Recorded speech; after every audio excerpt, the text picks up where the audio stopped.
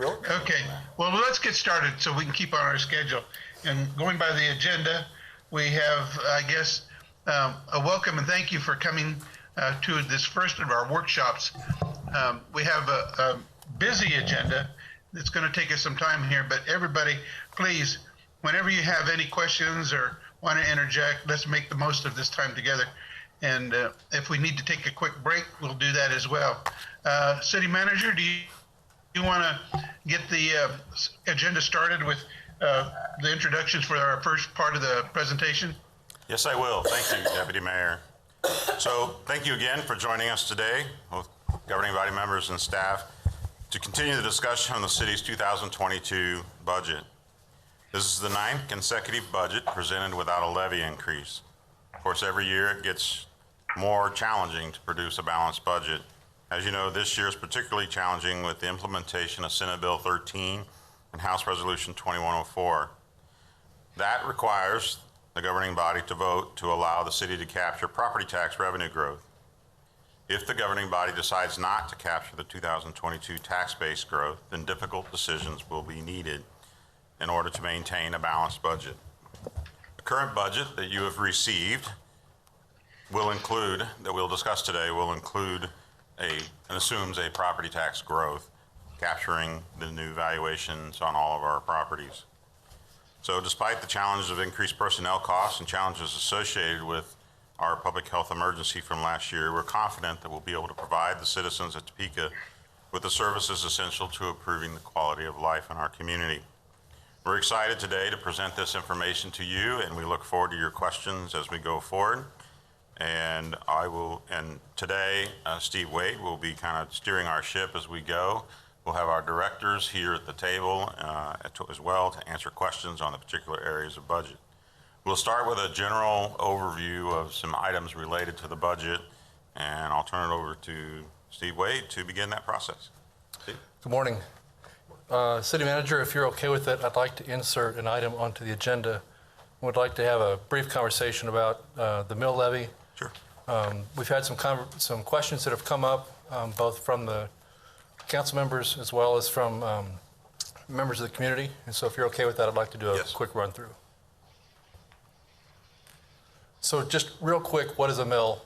As you can see on the slide on your screen right now, a mill is 1/1000th of a dollar of assessed value. And in Kansas, if you have a $100,000 home, it's 11.5% of that value is how the state of Kansas calculates your taxable value. So on your screen right now, you see $100,000 in the middle. That's $11,500. And so for every 1 mil of taxable levy, it's $11.50.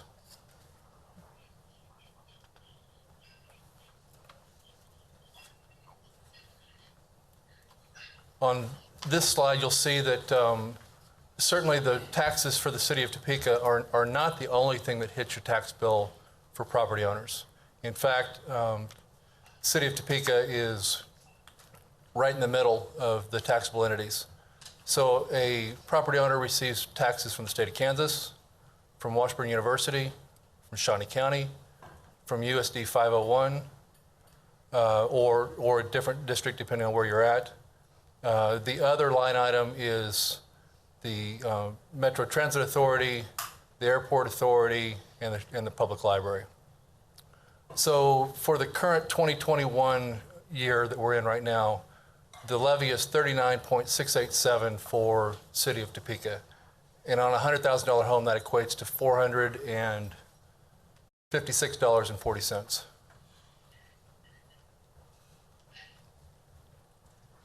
One of the questions that... Steve? Yes. Steve, this is Councilman Lesser. Yes, sir. Hey, Steve and City Manager, one thing I would like, can you go back to that last slide? Yes, sir. Thank you. That's a really good slide. I would like, especially during this budget process, I would appreciate if there's some way we could just make that slide go public on our Facebook page, on our whatever, have Molly do something, because I get lots of questions that some people are under the impression that the majority, if not all, of the taxes that they're seeing on their property tax are in regards to the city, to our portion of it. And I think this is a great tool, really to the point. You did a great job, with the bar or the pie chart and all that stuff. I just think this is something that would be nice to have out there as public as we can make possible, so people in the community understand the fact that, hey, we've held our mill levy, and here's the other portions of it as well that come into play that we have no control over. Just my 2 cents, and I didn't want to get it lost. And you talk a lot, so it may be 15 minutes, and I'll forget by then. So, Yeah, thank you. We'll take care of it. Yep. Thank you, I think. good idea, not bad, good idea. Great idea. Okay. On the slide we've got right now, conversation's a little bit about what is revenue neutral and what all does that mean. So in 2021, if you got your tax bill at the end of last year, and for a $100,000 house, that's what your appraised value was. Again, the taxable amount for the city of Topeka specific is $456.40. If the county appraiser comes out and changes your assessed value next year and raises it 5%, your appraised value now is $105,000. We don't have control over that. That's done by the county assessor. And so what that means then is you're taxed on $105,000. If the mill levy stays the same, and we've done that for the last 9 years, the tax goes to $479.22. That's a $22.82 increase. So as we talk about what we're trying to ask for, it's that natural growth that I think the recommendation is that we try to capture. Any questions on mill levies? Okay. At that, so we will. This is not clicking very well.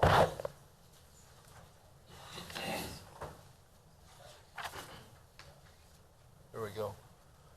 So as we talked about Tuesday night, there are 5 priorities that you've requested that's in this book: fiscal sustainability, developing neighborhoods, investment in infrastructure, public safety, and quality of life. Those will now all be, as we talked about Tuesday, those are in the book as we've tried to organize it.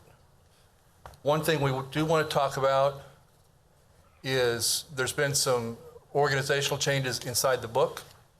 And so neighborhood relations is now split between community engagement, housing services, and property maintenance. And you can see on the far right in which divisions those fall: the executive department, planning and development, and the police department. So we'd like to start off this morning with public safety. And as we mentioned Tuesday night, public safety priority makes up 77% of the general fund. Included with that are fire, police, and municipal court. Property maintenance, as we talked about just a second ago, is now part of the police department. The transfer of property maintenance division from the neighborhood relations added, if you will, when you look at the book, 16 FTEs to the department as a whole. It's not an increase in FTEs overall, it's an increase to the department because we moved it from one to the other. Without that divisional switch, the police department is up 2 FTEs. These reside in the community outreach with 2 additional animal control officers. Property maintenance has a $200,000 increase for blight remediation. On the body cams,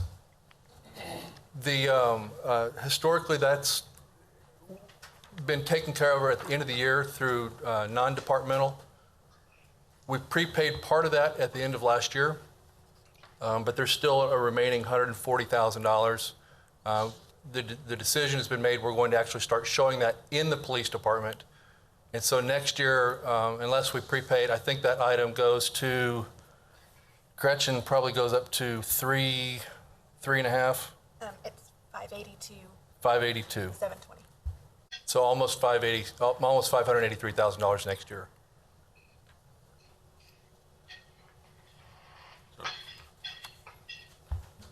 Next year meaning 2023. Yes. Yes. Yes, sorry.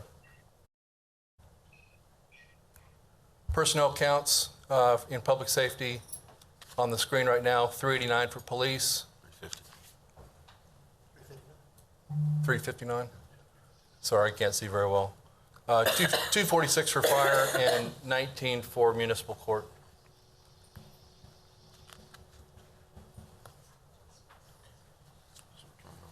Chief, you want to? Yeah, we'll turn it over to the chief to discuss this slide. Thank you. Just to add on to a little bit more information down in the weeds on the points that were covered by Mr. Wade, as it pertains, first of all, starting off with the property maintenance unit transition. He covered it very well in regards to the 16 FTEs that are transferred over to us.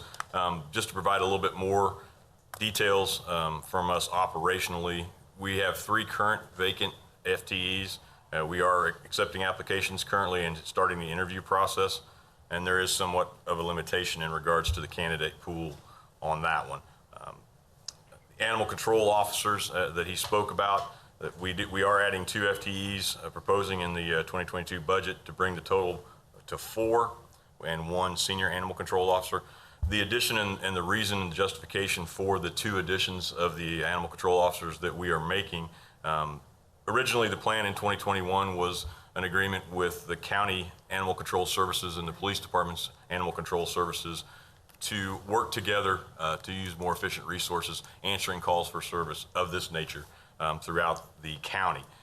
What we ran into with the practical application of that idea is there are some significant differences on how the county animal control respond and how they develop their processes, because they run everything, in a simple version, they run everything that they do through the district court instead of the city court. And so they didn't have the mechanism to actually enforce the city ordinances. And so their process when it comes to seizure of dangerous animals is a lot more laborious through the district court, where they have to get a court order. And so there was some efficiency. We weren't comfortable with the level of things that we could do quicker through the city ordinances and the provisions that we have was a problem that we ran into. So that's the justification for why we would like to make the addition of the 2 animal control officers back to the city, so that we are at a more full staff, so that we can address those things in a more efficient manner for public safety reasons. So the current status on that is we do have the 2, both the FTEs that we're looking for are vacant. She had a question. Go ahead. Question on the ACOs then. Did the county have the capacity to help us? It was just a difference in their... The county has the capacity to help us and has been helping us. This is just, in other words, there are times when they were answering calls within the city limits, which is obviously in the county as well, and have been helping us throughout 2021. We just ran into some situations specifically as it pertains to how they deal with dangerous animals and how we would deal with dangerous animals. That became an area of concern for us. So this has been implemented to this stage through 2021. We are just seeing an issue with it and having to address that moving forward. Right, Can't they be deputized?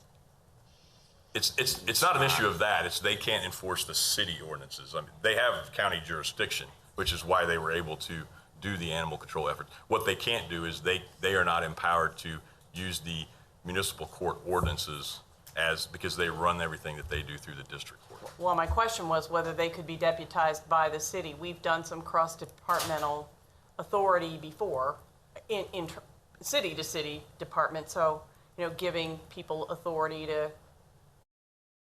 I guess the short answer was they were not amenable to changing their processes. They're comfortable with their processes.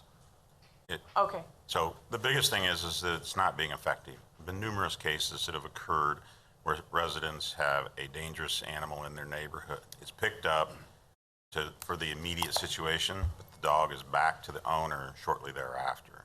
And so it is not eliminating the dangerous dog from the neighborhood if we follow the county code. And it's just unacceptable to me to see us putting a dangerous situation, allowing it to continue, because they have to follow their code, or that's what they choose to do. They're not willing Right. to do it differently. And so therefore, we want to make sure we bring it back in-house. This was one of those things that we looked at last year when we had to make lots of cuts. Right. We said, okay, let's find another solution. Another solution was developed, it was pursued, and in the end, determined not to be effective, and so we got a reverse course. Councilman Zaldívar. Christina, you have a question? Thank you, Deputy Mayor. Actually, I just have a comment. I'm in total agreement with Brett and the chief on this. If the county is either unable or unwilling, or a combination of both, to be able to work side by side with animal control officers, to me, we have to look at an alternative way to get more animal control officers on the street, because we have a serious issue here in Oakland. And I would hope that that's some of what Brent is referring to, where folks are getting bitten and these animals are running loose, where they are chasing after children, et cetera. So, I wish that there was a way that we could engage with the county in a proactive fashion. However, if there is not, I completely understand why these two FTEs would be needed. Thank you. Thank you, Chief. Go ahead. Was there a question or? No, go ahead, Chief. Okay. And the current state of that, we have the 2 vacant spots that we're looking to fill, and we have 1 candidate that's in one of the final stages of the background, and we're accepting applications and in the interview phase on the others. Is there any more questions about that issue? Okay, to move on to the property maintenance unit proposed increase in the blight remediation fund from $200,000 to $400,000. The justification details in regards to that are due to COVID in 2020, fiscal year 2020, there were 11 properties with demolition orders that were carried into 2021. We're estimating that the demolition of 6 more structures in 2021. As of 7/8 of 2021, so July 8th of this year, we have 23 properties with demolition orders, with the potential to add 10 more to that list. So potentially, we have 33 properties with demolition orders, or could have 33 properties with demolition orders by the start of fiscal year 2022. So there's a need, just with those numbers, there's a need for us to increase this fund to be able to catch up on the backlog in more simple terms. So the other thing that isn't in, it's really another discussion for future, is we are looking at, there may be the opportunity for us with funds in excess going in this year to attack part of the 33 that are projected to be there, or some of the backlog we may bring before you and a request to amend, pursue getting some of those taken care of. Even if we do, say, add 200,000 to this year's budget, we're still going to need the 400,000, we think, in next year's budget in order to be able to get this backlog removed. A question, if I could, please, on that. On blight remediation, we've always talked about that before as basically demolishing Yes. dilapidated structures. But is there also monies available? We have a lot of commercial buildings, and I think of 21st Street between Topeka Boulevard and Washburn, or Topeka Boulevard, 21st from Topeka Boulevard to Washburn, or Topeka Boulevard like, well, the old Richmond Gorman building and those kind of things. Do we have any mechanism, or can we go in and spend money to, I guess, blight remediation, instead of tearing the thing down? Do we have money to go in and do repairs or any sort of cosmetic improvements? Not typically, that's not what we do with properties. That type of effort, we still don't have ownership. And so to pursue it and make an improvement to the building without receiving ownership benefits the property owner only. Right. And so for us, we'll pursue an action to make them repair. And part of the problem we have is many of these properties are excessive in cost if we were to do demolition. We have actually a couple of them. There's one on 17th Street that is going to be an expensive one. It's a property that sits between 2 other buildings, so they have shared walls. And so, but it is falling apart. We're going to be looking at doing that one. And then also, we have another property, what was the other one? I On think North it- Jackson, that's where it is. North There's one Kansas. in Noto that has been sitting there for a while on North Jackson that needs to be addressed. Not North Jackson, North Kansas, it's Mr. Jackson's building. So anyway, that property is one that has been sitting for over a year. We've tried to continue to get action, and there is no action. And so that may be an additional one that we'll have to pursue, which will be very costly. Thank you. Okay, and then the only additional talking point that I had was the body cams, which I think Mr. Wade covered in the finances, that we're basically just moving the tracking mechanism over to the department level for the funding. So with that, those were the talking points that I had, and I'll stand for questions. Chief, Yeah. this is Yes, Mike sir. Padilla. I just want to make sure, with regards to the body cams, the issuance of those body cams, they primarily go to the line officers, the officers answering calls. Yes. Do any of them go to the investigative division or any other divisions within the department? There are aspects of the Community Outreach Bureau. In simplest terms to think of it, the uniformed officers across all the bureaus that do different things. So your community police officers in uniform, your school resource officers in uniform, but the investigative branch, your plainclothes detectives, your narcotics investigators, your task force officers do not have them issued. So it's the majority of the department, but not very much in the investigative branch because of the duties that they have. Okay. Having said that, then the tactical unit would be uniform officers, and should they have an action that they have to carry out, they would have body cams with them? That's correct. The department's response team or tactical unit, every member has a team. So when, for example, when they execute a search warrant, we have a number of angles and recordings going because every member of the team that does an entry has a camera. Okay. Thank you, Chief. Sylvia? Good morning. I just wanted to know, I know last year in 2020 with the COVID, is there any carryover money in the budget from demolishing properties or homes? No, all of the money from last year was expended as it relates to the demolition of properties in 2020, or yes, in 2020. Okay, thank you.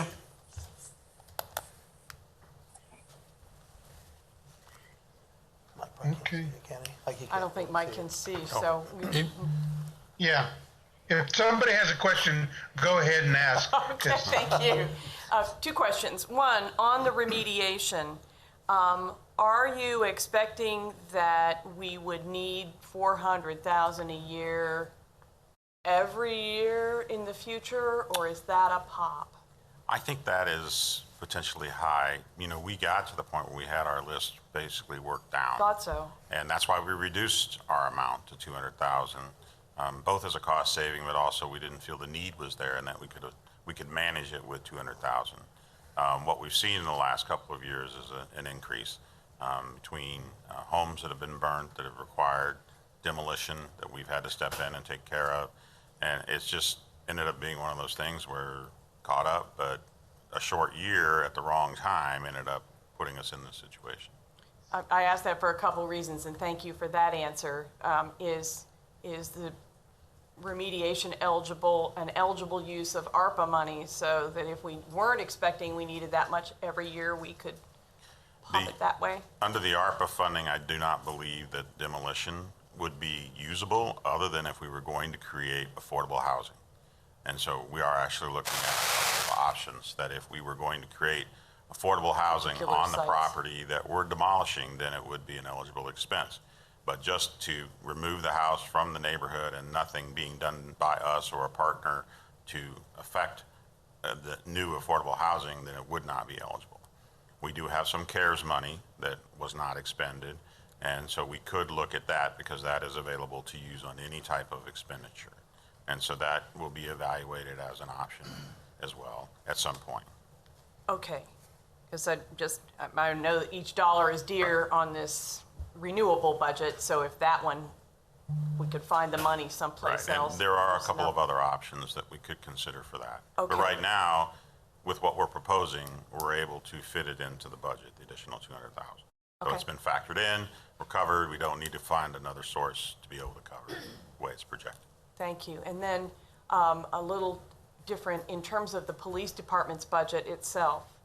We know that we've been short from time to time, so just wanted to double check that the dollars in here are for full staff. Yes, ma'am.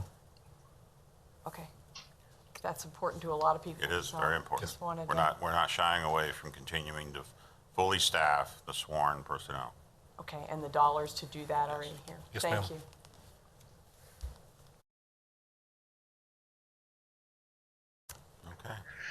Okay. Chief Wheelis, do you want to continue? Do you have more to present?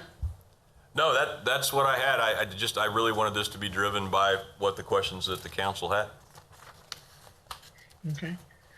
Anyone else Obviously, on the if you think council? of anything further, I'll just say this now, it is to make notes, and please send us emails related to if there's something else that you individually are interested in, or, you know, and we'll respond with answers to those questions whenever we receive them. So, next, Chief? Yep. Gretchen? So because this budget is very similar to the one that you've approved for 2021, what we've chosen to do this morning is really highlight the changes. So rather than go through the full department, what we're talking about now are specific highlights or changes for next year.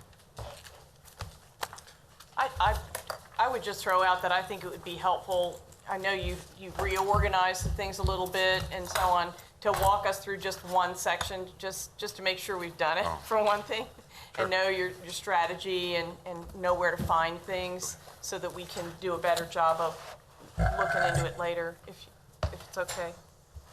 Just give him a second here to. So if you want to pull the fire tab up. Oops, sorry. The way we've tried to organize things, and Josh and Adam jump in and tell me if I'm wrong, is on the first page, you'll see an overview of the department, specifically where the money gets spent. And so what you can see on the fire department, and I think we're trying to pull it up on the screen right now, but this is page 112 in your book. You'll notice that everything in the fire department comes from the general fund. It's $30 million. On the top part of the graph, you'll see how that money is spent. So $27 million of the 30 is in personnel. And then there are non-personnel items, contractual, commodities, other payments, and capital outlay if there is any. And then on the bottom of the page, you'll notice the full-time equivalents and how that has changed from 19 into 20 into the budget for 21, and then what we're proposing for 22. If you take to the next page, which is 113 in your book, and you'll see every department is organized very similar. But on page 113, it's just a graphical display of that information from the previous page. You'll notice the changes of the yearly budget on the bottom graph. When you turn to page 114, we have the organizational chart for the department, so that you can see how the departments are structured. And then after that, so this is on page 115 forward, that same type of information then is distributed by division. So we start with the department as a whole, and then we move to divisions, if there are multiple divisions in a department. Does that help? I think so, thank you. Okay. And we also have personnel in the chapters this time, right? Yes. additional supporting document. And then at the back of the department, you'll see detailed information by line item with historical information from 19, 20, 21 budget, and then 22 proposed. Thank you for adding that. And then all the staff positions are in the back. Yes. And then in the appendix, I think there's some historical looks. So as we talked about neighborhood relations getting split out, the historical look as it would have been without it is in the back of the appendix so that you have an apples to apples comparison. And 100% of what's in our book is online if citizens are wanting to look at it. Yes, in fact, if you go to topeka.org/finance/budget, you'll see the 22 proposed budget, the 21 adopted budget, the 20 adopted budget, and backwards, Thank so you. that you can do comparisons. We are working on an interactive book that will allow you to actually go in and you can click on a graph, and if you're a citizen, you can drill down and look at specific line items. That'll debut next week. So, Okay. Thank you. any questions on the book? All right, Chief Duke. Okay. Good morning, everyone. Pleasure to be here today, especially since it's raining outside. Some updates on the fire department itself. Yes, like every other department within the city, we were all impacted by the COVID experience, and none more so dramatically as those that are out on the streets every day, you know, having to interact with our clients out there. We have gotten through this. It's been a hard course to try to get through this here, but we are still planning for the future. And one of the things that we're really diving into is our recruitment. It's public safety as a whole, and I know the police chief would agree with that. Recruitment's been very difficult. Some young people are not looking towards a career in public safety. So we did go visit. I went with the chief of staff and our training chief. Went to Washburn Tech, spoke to them to look to see if we could have some satellite program with them. They were really looking into it. There was some issues with them getting an instructor coordinator. That's a person who has oversight of the course. It has to go through the Kansas Board of EMS and so forth. So we ended up taking a different turn, and the chief of staff, we got a hold of the Kansas Board of EMS, looked to see how we could bring someone in on a contract. And cut a long story short, we are going to do our own, starting next year, hopefully start our own EMT class and grow our own. Instead of having to push far and wide to try to find candidates, let's just grow our own right here in Topeka. That's one goal for this year. We also, we added one position, and it was Assistant Fire Marshal Plans Reviewer. That was become a very hot topic over the last couple of years, and now that we are actually in the same room with everybody at the beginning, now things are moving forward, and we hope to fill that position internally with any day now. We had the interviews and so forth, and we're just moving forward with that. And another thing that we're doing with... Mayor, I have a quick question for the chief. Yes, please, go ahead. Thank you. This is Councilwoman Nager. With the recruitment, are we seeing that other communities are having the same sort of issues, or is this an issue that is unique to Topeka as far as recruiting young people to start careers in public safety? This is nationwide. Okay. This is not just a Topeka issue. This is nationwide. There are some local fire departments in the state of Kansas that they're offering them bonuses to come on. Some of them are paying for their education and growing their own. You know, so it's been very hard to compete for those small numbers. So this is the way we're trying to look at it to try to solve a problem. Let's try something different. Where was it? Chief of Staff has a couple comments. Councilwoman Nager, what this effort with the EMT is going to do is allow us to recruit Currently, we recruit people who are EMT certified only to become firefighters. What we're going to do is we're going to encompass the EMT course into our basic fire academy, either at the front or the end, depending on where our academy starts. And so we're able to recruit individuals that don't already have their EMT. And so that's really going to open up that recruiting pool drastically for the fire department. And I think we'll see very positive results by the middle of next year. Excellent. So will that make that training process longer, or are you? It will for those that are not EMT certified already. Basically the way it'll work is if you're EMT certified and I'm not, and we get hired at the same time, we go through the fire academy. When you're done, you get to go out and be assigned on the truck and start work. My next phase is to go through an EMT course, and then when I complete that, then I will be assigned to a house. Excellent. I'm glad to see that is getting the time it's due. Thanks. That's all I had. Councilman Lister? Thank you. Thank you, Deputy Mayor. I had two suggestions, and this is something I've talked about in the past. And quite frankly, I think we do a poor job compared to other communities in our recruitment here. I would like to see, one thing that we do is have a more intensive, formalized ride-along program, similar to the one in Wichita. The one in Wichita, individuals, young individuals, older individuals who are interested, are able to go, basically spend a 24-hour shift. They, receive a shirt that says Wichita Observer, Fire Department Observer. They spend the night. They work with them. They basically go through the duties with those guys, and they're even,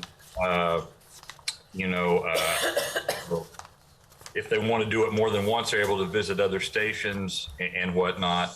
So that's one thing I would like to see us implement a program in doing. Secondly, I think starting early too in the high schools is we also have the advantage of there's some of these programs that high school, juniors and seniors can go through and get their EMT and get the majority of it paid for by the state program when they're in high school. That can put them on the track towards having their EMT, especially if they have an interest in fire and so forth. So that's another area I would like to see us focus on is our high schools and getting out there and starting the interest there for those seniors or juniors so they can their senior year.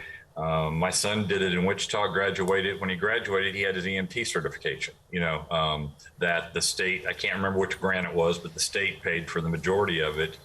So those are two things I'd like to see us try to look at and implement. I was going to tease you and say you sound like the father of a firefighter with all the details. Go ahead. Possibly. Councilman, the ride-along program, that's been implemented in Topeka for a long time. Our numbers over the last year and a half, almost 2 years, really, we weren't having any ride-alongs, people complaining in them. We do try to go after the high school students in that form, expose them to the work. And like I say, but with the COVID, that just hasn't happened in the last year and a half. But we will and do intend to start it back up here pretty soon so that we can get out there. We also work with TCALC. They do have a program out there that we help them start, give them some equipment and turnout gear and everything to entice young people. That just started at the wrong time. It was about 6 months before COVID hit, so they have actually done away with that program because they haven't found anybody to replace the individual that left. But we still work with them, we still speak to them, and we're trying everything on our end, even sending our training officer when the high schools were open every Thursday, going to one of the high schools and setting up a table in and around the lunchroom area or the students area to try to, show people how we do things in Topeka. Good. If that stuff is available, can Monday, can you send the council copies of all that the ride along information where we advertise that, copy of the brochures that we have for that. And all that information, how we make that available to people and people to know about that. Because interestingly enough, you know, when my son was going through this, he was able to ride with the police department, you know, frequently, but the program you're talking about did not exist at that point in time when, as recently as 2 years ago. So I was not aware that had came to fruition. I will get that information to you, sir. If I may, Councilman Valdivia Alcala has a question, but if I may, Councilwoman, I'd like to make a quick comment. Both of the council members, Lesser and Nager, brought up a couple things I was going to bring up too, with regards to the fire department's recruitment program. Because of the real focus that we have had on the Police Community Relations Committee and really defining, detailing, and bringing to the public's attention the efforts done in recruitment for the Topeka Police Department, I would like to see a comprehensive presentation to the governing body about all the steps that are implemented by the fire department to make us aware of those things that, as you mentioned, may have already been going on, any issues with any of the aspects of that recruitment, so that maybe some adjustments can be made or suggestions that, as has been here today, any of those things. I think making it more information available to the public and to the governing body would be helpful to know exactly what the fire department has done. So if I could ask for that, I appreciate that. Councilwoman Valdivia Alcala. Thank you, Deputy Mayor. One thing I did want to mention or ask Chief Duke about is when you say that you are going in and, you know, setting up a booth, setting up a table, et cetera, maybe at different high schools, et cetera. And I am thinking about recruitment, but not only that, but recruitment to have the fire department, and we would hope this is not your purview, but the police department as well, start reflecting more of the constituency of Topeka. So that would mean, you know, additional persons of color. But I'm wondering, when you go into the high schools, or even when you go, if you would consider going into, you know, maybe freshman college or whatever, there are groups. I'm thinking getting even deeper into this, like there are different groups at the high school levels that may be going in meeting with, you know, with either Spanish speaking youth in groups that they participate in high school. You know, maybe even going into seeing with the coaches, if you can go in and speak to the soccer teams before a practice, or, you know, football teams or basketball teams before a practice or something of that. So really specifying and start drilling down into presenting to youth at the group level, rather than having a more benign, I'm not saying it's benign, but I think it's a more passive representation when we go and put up a booth versus starting to really drill down into groups. And I don't know if you're doing that or not. If so, kudos to you guys. But I would also like to see more of that as well, or to learn more of what you are doing at that level if you're already engaging in that capacity. Thank you, Deputy Mayor. Mm-hmm. Councilman Nager, then Councilman Duncan. Thank you, Deputy Mayor. I absolutely agree with what Valdivia Alcala was saying.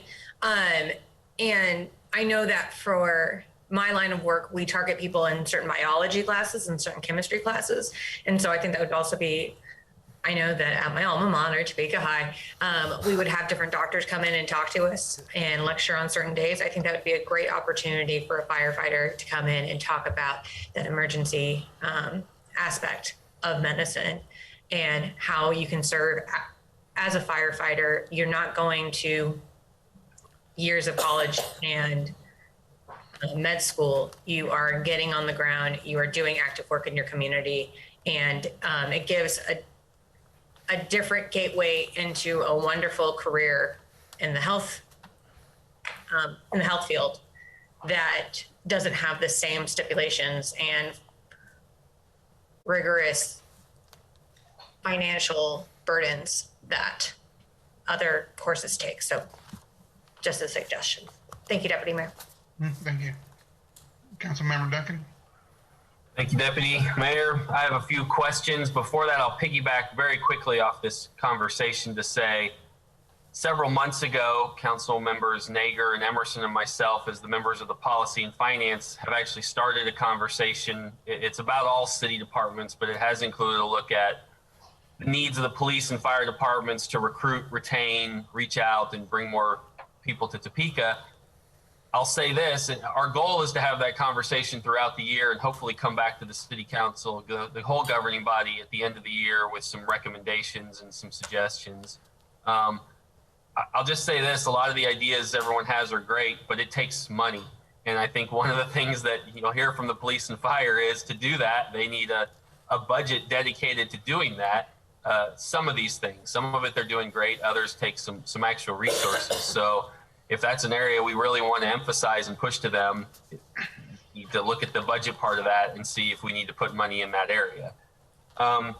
Couple questions. First one is general. It's in this budget partially. It's in a lot. I'll just say this to city staff. I don't think we are factoring in, I think we're too low on our fuel cost estimates. I believe I saw we're doing it around $2.80, and I really hope that that comes down and holds. But I mean, today the national average is a little over $3. So I would just say we might want to take a look at the projections for 2022 and what the industry is saying and look at that, because I'm a little concerned that our fuel cost estimates might be too low. Chief, I'm curious as to, could you explain why we need to add a deputy fire chief position and what the current makeup is of deputy fire chiefs in the department? Yes, sir.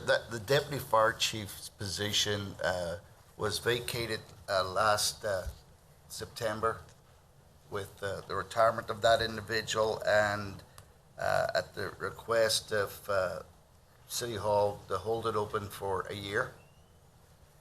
We do have an interim individual in there right now. They were also the chief of operations, and so they were sort of doing two jobs. But we put him over there because basically he was doing the deputy chief's position. He will be retiring this year, but we will be filling that position. It's not a new position. It was one that was just empty for about 9 months. But okay, well then I guess that was my question. So, but it was in the budget for this year, correct? Yes.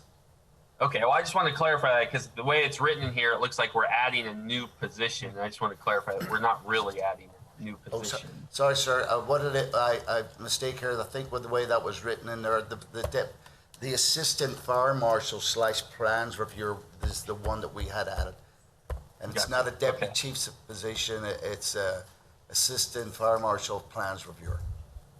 Okay, well that's a difference then. Thank you. I'm curious as to why we are decreasing protective gear and equipment line item, and what that decrease is. Well, Mike. Well, while he's looking it up there, I will tell you that we were able to use CARES Act funds to get a second set of bunker gear for all the firefighters. Industry standards are showing that this is for the safety, welfare, and health of the firefighters. They have clean equipment to put on if they do run a structure fire. It's a cancer-causing agents are produced in fires, and so they have to wash the gear, and so they didn't have anything. We only had few spare sets of gear, but now everybody's got 2 sets of gear. So they will last us for another 10 years. So that's what's helped us there on that turnout gear. And that's great. I guess what I want to make sure we're not doing, and I don't think we are a lot, not just in this budget, but not just in fire, but other departments, is areas where we've used CARES Act money to replace some things is great. But I don't want us then to reduce any budget line items if in theory we're going to need some of those dollars in 2 years from now, because once we start reducing, then it's much harder to add those back if they're actually ongoing costs. So again, as we move forward, be very careful that the CARES Act is used for those one-time costs and don't become part of our budget process. So I'm glad to hear that we're not what we're doing. I guess my last question is, and I know we sort of talked about this during the CIP discussion, and I'm not sure where we ended up. Does this budget account for, or do we have a plan for replacing, and I know this applies to police too, the radios? Because I know they are at their 10-year life limit and fading fast. Yes, that is scheduled in 2023 to replace all the radios. That's when they'll reach their life expectancy. Great. Thank you. Any further questions? Yeah, Deputy Mayor, I do have one. Okay, go ahead, Tony. Thank you. Chief, thanks for your presentation. I did have a question about, like Mr. Duncan, I also had a question about, I understood it was hiring a deputy chief, but, and I see on here it's the hiring the assistant fire marshal and plan reviewer. So I guess one question, this may just be, this is in the wrong place, but on page 121, it says major program accomplishments. It says hired an assistant fire marshal / plans reviewer. So has that already happened, or did you hire one last year and now you're going to hire another one? No, it's in the process. We were at the end stage, so we didn't want to. We wanted it in there showing it's basically done. We're just waiting to fill the position with the individual that was selected. Okay. And I guess my other question on that then, what would that position do that's not already being done? Well, what we didn't have was a fire plans reviewer. A couple of years ago, I guess there were some issues with that. What was basically happening with us being being part of that review, we were not getting involved, not through anybody's fault, but by the time things got passed around, we should have been in at an earlier stage to give our input for fire plans review. Let me help with that. Right now, it's the fire inspectors that he has would each have responsibility from time to time to go ahead and review back up. They each would potentially review plans that were presented to them to make sure they were correct for fire. And now what we're doing here is creating a dedicated person that's their responsibility. And so this will create consistency across the board as to how our plans are reviewed, rather than it being potentially any one of 3 people. Yeah, 4. One of 4 people that might review those plans. This will be a dedicated person to that, and then the others will be dedicated, the inspectors will be dedicated to going out and doing the inspections in properties and that type of thing.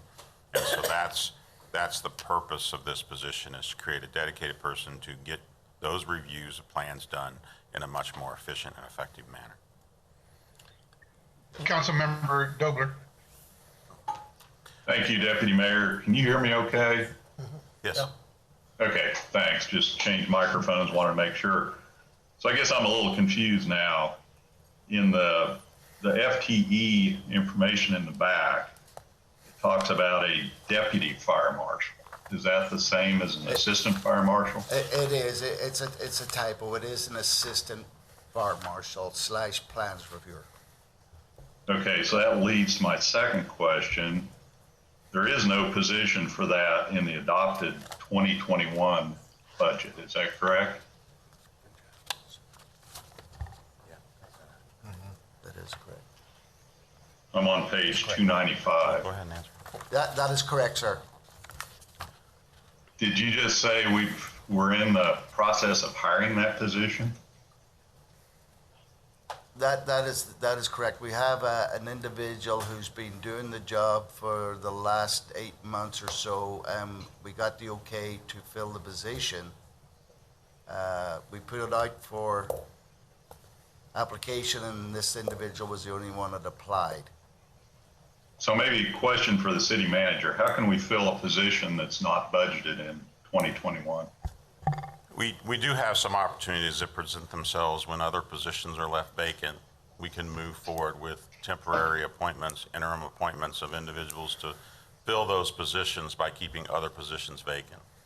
So the FTE isn't created in the current year's budget, but would be in the future. So we're able to do that through the not exceeding the budgeted amount. So we don't add a new FTE. We can appoint a person individually, interimly to that position. And what would happen if this position was not approved for the 2022 budget? Then we would have to eliminate a different position, not fill it, in order to continue to keep that person in this position. Okay, thank you. I guess, Chief, if I could, sorry, Deputy Mayor, I didn't, go ahead. That's all right. I can't see the room. Go ahead. Sure. I guess my question then, and sorry not to dwell on this too long, but so you have 4 people already in this department, is that correct? So this will be adding a 5th. Is that correct? At this point, that will still be 4.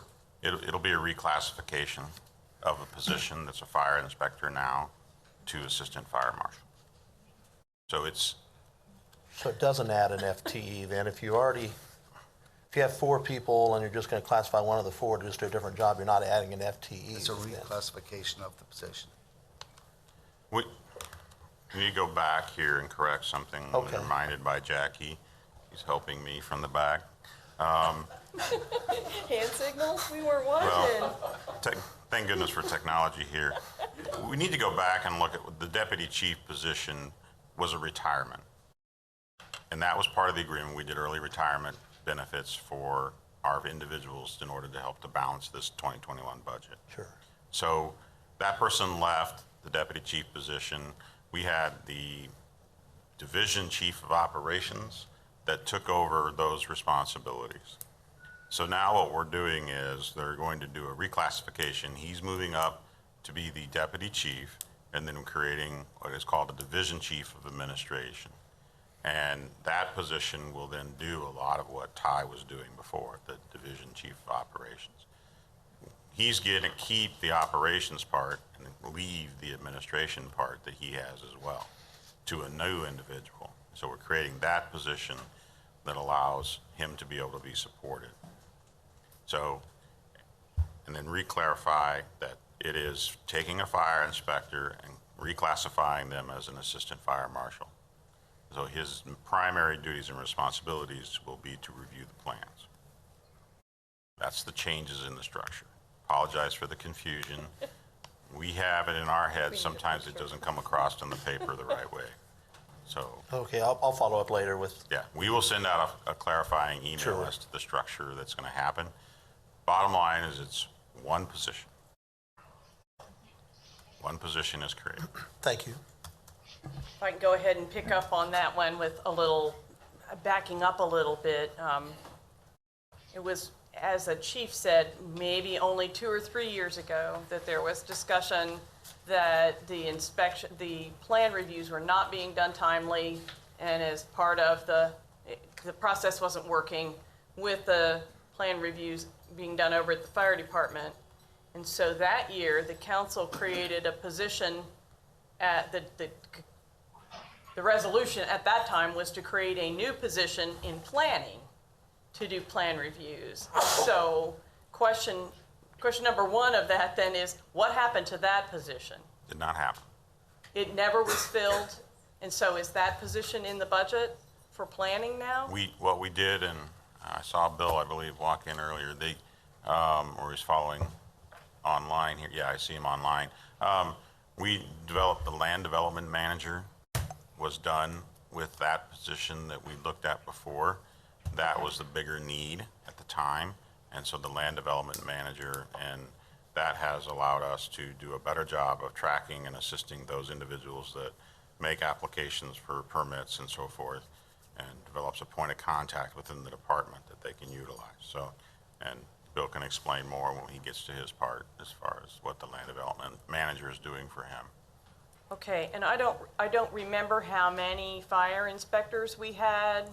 3 years, we had 4. 4. And the answer to this might need a little time, but it would seem to me that, I mean, I know we have a lot of really highly trained and excellent firefighters, and because of plan review, unlike needing to be able to run out after a fire and investigate immediately kind of on call, a plan review time can be managed better. I don't understand why, with the talent that we have, that do have time in the stations, that the plan reviews could not be done within existing personnel. Well, it is going to be done with existing personnel. That's what we've been trying to go back and clarify here. It is a person that currently does fire inspection. Aside from the people, just the time. If we really only need 3 inspectors to do the inspection work, Well, they were all taking a portion of their time to do evaluations of plans. I remember that. So it really is just lumping any time that all 4 used into one person to do that responsibility. Is the plan review, are those tasks really a full-time job? Yes, Okay. they We are. want to stay timely, they are. To keep up with everything else going on within planning, keep up with the timelines to try to be more progressive and do the work a lot quicker to get back to the customers and everything. I mean, they're working constantly with the contractors, the engineers and planning, and they're doing work every day with it. I'm good now. And it was I got taking water. them away from the inspections, and the inspections were, those parts were taken up by the other 3. That's what they did. The fire station groups going out, that's just jurisdiction. That's just to familiarize yourself with the buildings in your territory and everything, and you can help the inspectors do the basic stuff. We are putting together a program like that too. But again, like I say, with COVID, we started it about 1.5 years ago and everything stopped. So we're going to have units go out and do some inspections in their districts. Okay, I'll just make one more comment, and maybe it's just overthinking it, but we've got stations that are very active where obviously you wouldn't add any other Correct. tasks in particular to the active firefighters that need to be on trucks and running out. But we also have stations that aren't particularly in high demand, so that the people that work at those stations would have more time, that they're not out on a truck. The reason we use the district ones, they're there to respond to calls in their district if they are doing a building inspection or a review of a building for fire safety purposes. We don't want to take them out of their district because then we'll have nobody to cover if we take them out somewhere and send them to an inspection. Okay. Well, And that's and I was basically- imagining that they're sitting there looking at plans, and so Oh, no, maybe. and it takes special education and certifications to be a plans reviewer. Thank you. Chief, I'm sorry, and I will not ask another question about this after I ask this next one, but or at least today. But maybe it'd be helpful, because is this just commercial building? Because they're not looking at house plans. This is just commercial buildings and This is maybe just- remodels. How many of those do we, I guess it'd be helpful to know, and I don't need to know today, but if you could tell us how many plan reviews they did last year, maybe that would give us a better understanding. You know, if there's 20,000, then I totally understand. If there's That would 100. be a Mr. Fyander question. Yeah, and Bill's ready to help us out here. All right. Bill? Yeah, sure, I am. Hey, in terms of commercial buildings, the plan reviewer, the fire plan reviewer would handle commercial buildings as was said. There is, and that involves rehab as well as new construction. So we had about 500 building permits last year, and roughly half of those were commercial related. Remember, commercial also includes 3 units or more residential. Any institutional building. So we had, so I don't have the number in front of me, but it's going to be in that range, Councilman. And also don't forget that's, I won't say it's the tip of what they do, but there is a lot of pre-application meetings and work that before it ever gets to a building permit, advising folks on those needs for fire. So there's a whole other side of that isn't really before it ever gets to a building permit. Hope that helps. Okay, thank you. Any more questions?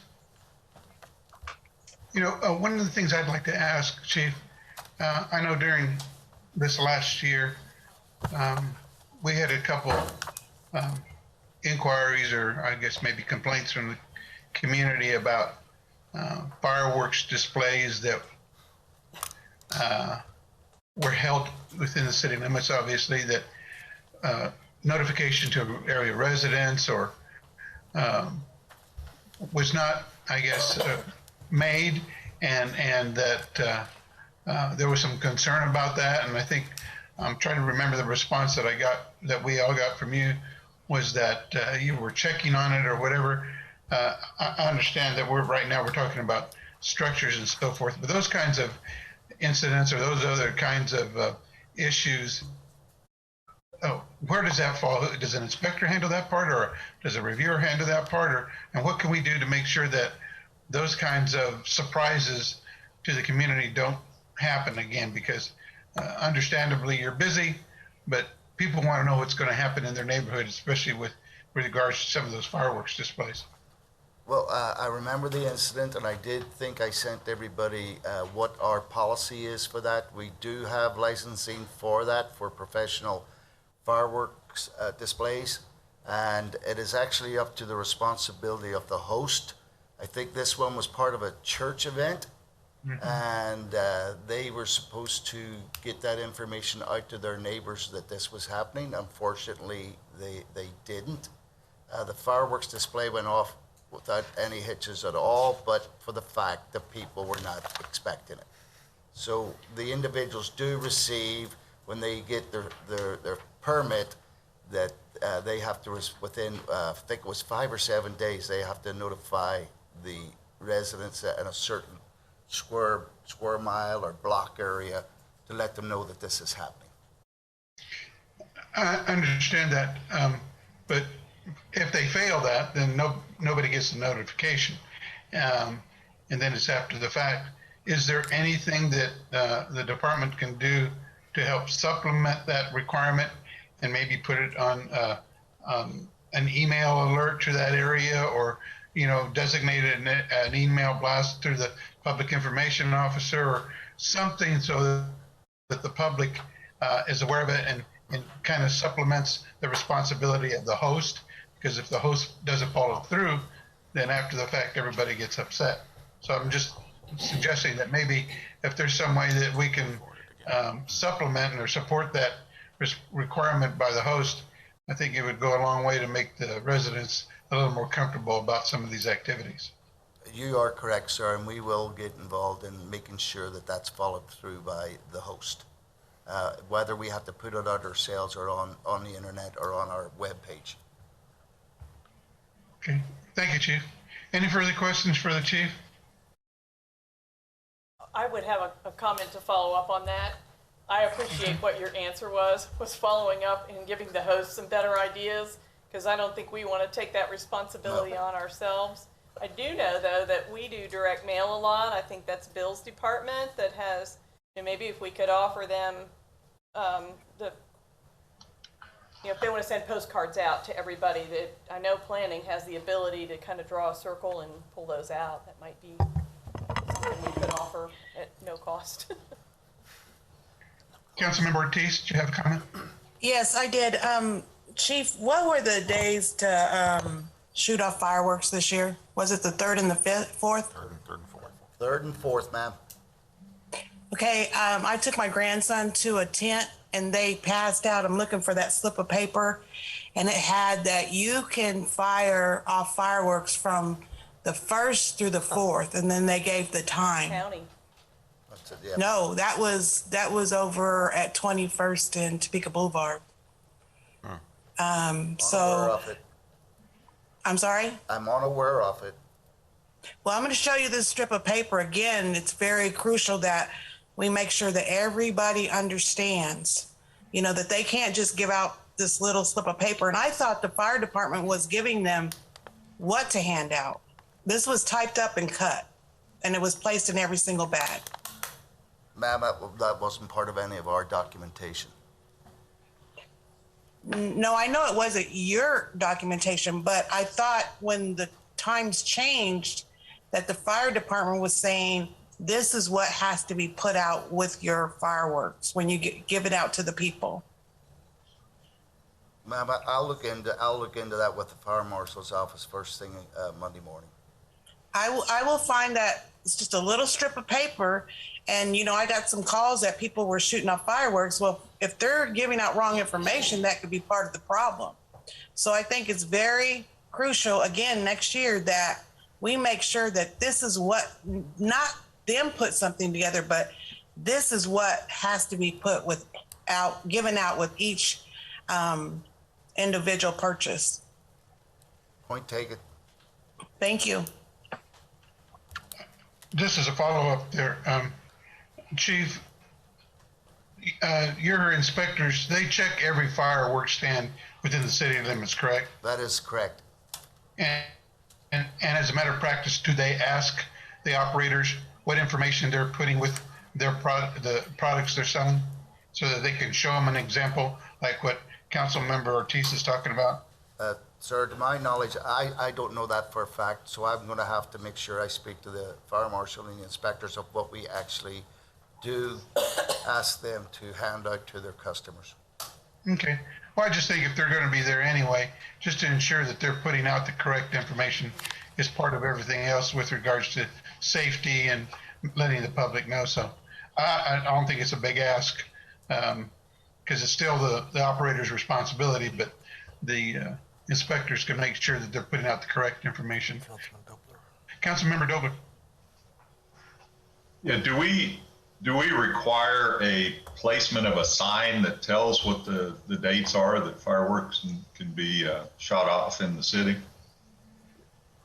Sir, to my knowledge, no. It's actually in the application that what they must follow between their structure that they put up, how it's constructed, the distance from sidewalks, car parks, everything, and then we do all of that part of it, but it's on that documentation that they receive.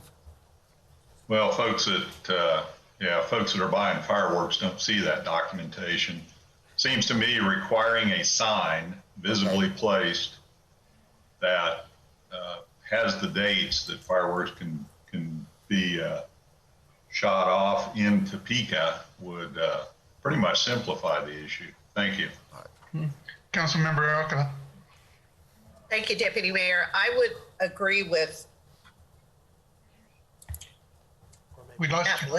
What happened? There I am. I would agree with both Councilman Dobler in stating that we should have something. I don't know if that would mean any changes to our ordinance or just the process. But I also think we have to go one step further and maybe provide what they need to print out and put into those bags that Councilwoman Ortiz was talking about, because I went with my grandchildren to 2 separate fireworks stands, both in District 2, and none of them had information in the bags.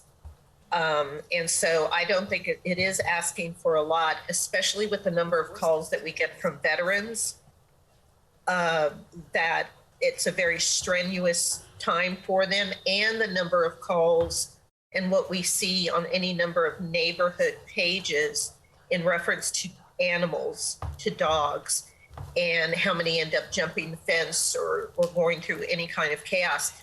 So I think that these are proactive measures that we can look at that would not cost a lot of money. And I think we have already the man and woman power to do. But I think that that folks across the city are looking for us to be more proactive. And I agree with what both council persons are saying. Thank you. If I may, Deputy Mayor. Yes. When we start changing the times around, we mandated that they had to put those little slips of paper in their sales bags, and I think we've gotten away from that. And I think that they need to show us what they're going to put. I don't think it's they'll do it if we mandate it. And I think it's very important that we do that, because right now we're selling fireworks. The county's selling them, but you can only blow, light them off in the city at different times. So I don't understand why this is hard. When this first came about and we had 7 or 8 days and then we switched the days, we mandated, and I just don't think that's being enforced, and I think that we really need to do that so that everybody gets a clear understanding, and it should be in everybody's bag. And that's why I was looking in the bags when I took my grandson to see who's doing it and who's not. And only one person was doing it, and it was wrong information given. And you can't blame the citizens for that. Thank you. Deputy Mayor, Yes. City Attorney wants to make a comment. I might be able to clarify. Councilmember Ortiz is correct.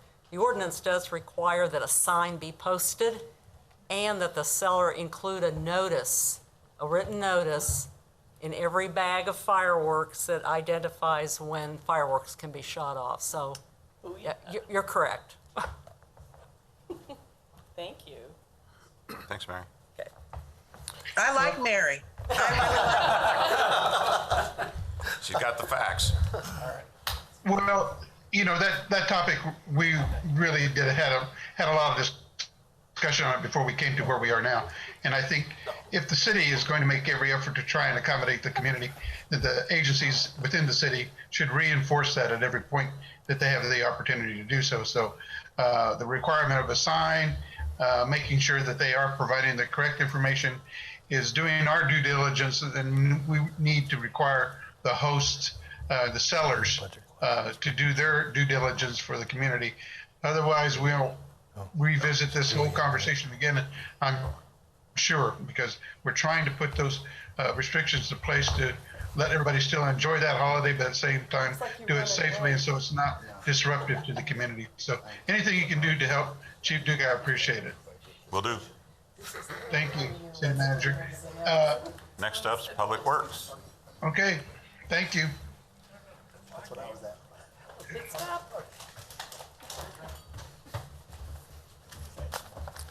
So while we're setting up for Public Works, I might make the note that of the almost $56 million for the Public Works Department on expenses, $8.8 million of it is located in the general fund.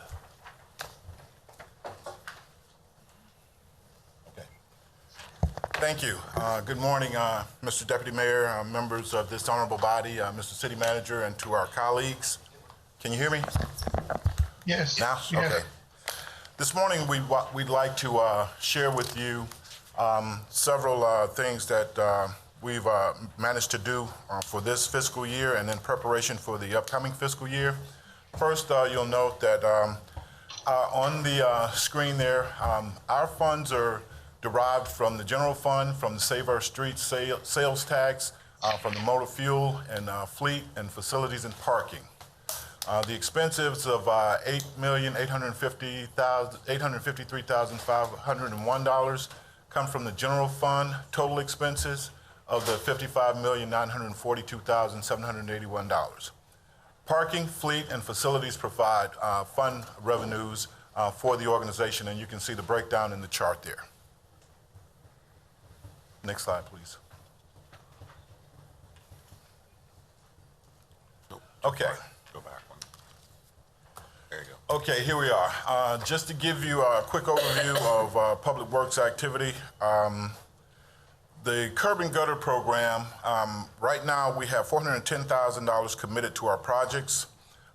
We have $2.9 million remaining from fiscal years 19, 20, and 21 allocations, and we're currently working on a $500,000 contract for the fiscal year 19 service requests.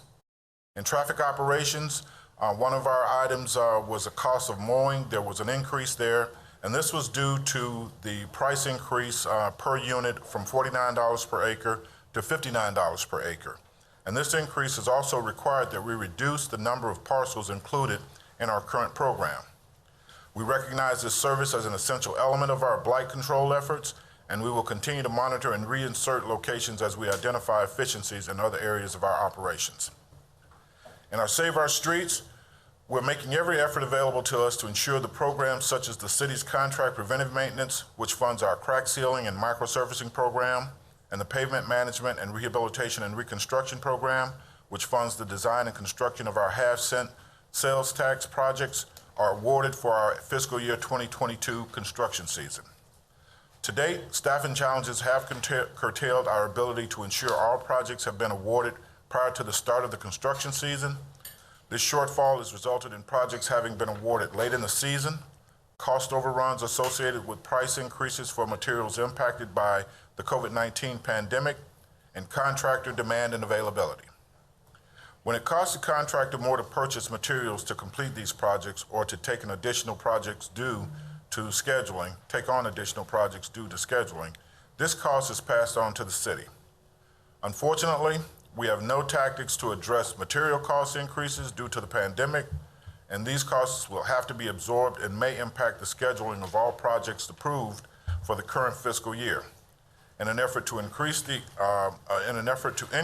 in costs associated with scheduling, we are working to ensure our timeline for design and project posting return to a fourth and first quarter fiscal year activity, meaning design is completed in the fourth quarter of the current fiscal year and awarded during the first quarter of the new fiscal year. Where possible, this will be accomplished utilizing contracted design consultants to assist in completion of the design work within schedule. In the Save Our Streets program, we actually moved 2 positions from streets to traffic operations to fill 2 vacant technician positions. Though there was no change overall in the department's staffing level, these 2 positions were moved into technician positions to support striping and signal repair and maintenance. For winter maintenance, we will be expanding our current operation from 400 lane miles servicing arterials, selected collectors, and bridge decks with salting and plowing as our primary method of clearing our roadways, to pre-treating utilizing liquid sodium chloride to service all arterials, all collectors, and bridges for fiscal year 2022 winter, with projected further expansion to include all 1,660 lane miles within the residential streets by fiscal year 23. Salting and plowing will remain part of our tactical deployment strategy as and when weather conditions dictate the use of these tools. Our partnership with the National Weather Service and KDOT will assist us in determining when to escalate to such measures. The city's policy, operational manual, and performance plan goals will be updated to reflect these operational changes upon appropriate review and approval. This initiative will improve service, significantly reduce costs for maintaining our current operational posture, and increase safety of personnel during winter events. We're also currently investigating the deployment of a pilot diesel fuel program, and we currently have an RFP on the streets to select a vendor to undertake this pilot, including 10 DPW vehicles and 5 utility vehicles. The introduction of this pilot program, or this pilot fuel program, is successful, will significantly reduce our greenhouse gas emissions by as much as 65% as compared to regular diesel fuel. It will also decrease maintenance and operating costs associated with diesel burn in engine chambers, pistons, and exhaust systems, and extend equipment life, allowing us added flexibility into our current fleet replacement plan. In the area of forestry for fiscal year 2022, we plan to initiate a citywide digital inventory of right-of-way and city-owned trees throughout the city, as well as to update our removal and replacement plan to assure our canopy survivability. According to the USDA Forest Service, trees properly placed around buildings can reduce air conditioning needs by 30% and save 20 to 50% in energy used for heating.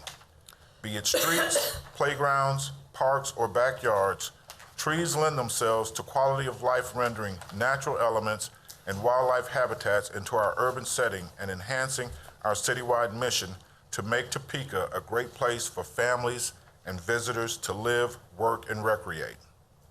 To ensure the viability of our tree canopy, we must first know what we have lining our streets, in our parks and public spaces, to ensure their survivability and gestation periods. Further to the overall management of our urban canopy, we will be developing a storm removal contract and updating our plan to reflect this addition.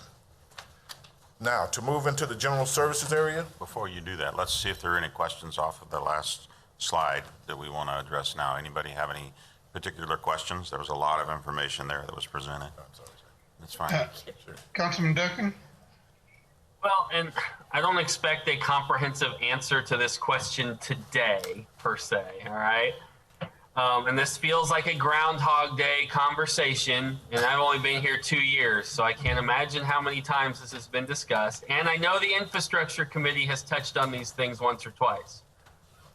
We always come back around and have brief discussions about some of our departments and whether they should be internal or external. In other words, whether we should be privatizing, if you will, for that famous buzzword, some of these programs, and specifically forestry, mowing, street cleaning, some of those departments. And so I guess my question today is, we keep talking about it, which maybe means it'll go nowhere, but have we actually done any sort of assessments or actual looks at what the cost would be to transition some of those functions to privatization or some sort of more hybrid model?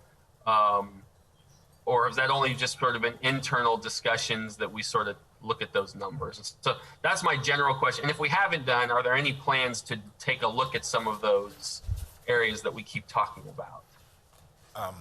Yes, sir, Councilmember Duncan. In fact, the city manager had shared with me that he does want us to continue to look at the possibility of a hybrid form of our street sweeping operation.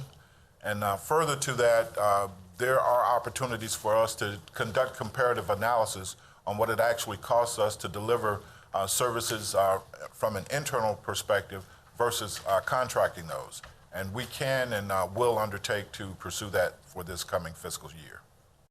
And I appreciate that, because here's the reality is, and I always say this, as a guy with a master's in business, I always say, you can't really run government like a business from the standpoint of we have responsibilities others don't have, police, fire, taking care of people.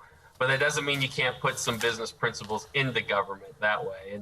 And I don't know if privatizing some of that stuff is a good idea or not at this point, but because I don't have the information. And so I would just continue to push us to do those evaluations and assessments so that we can make some educated decisions for whether it's this budget cycle or definitely the next to get that done. So and I won't stop harping on that. We did it with leasing, and I think we found some good savings there. And so hopefully we can keep those conversations moving forward. So thank you very much. Yes, sir.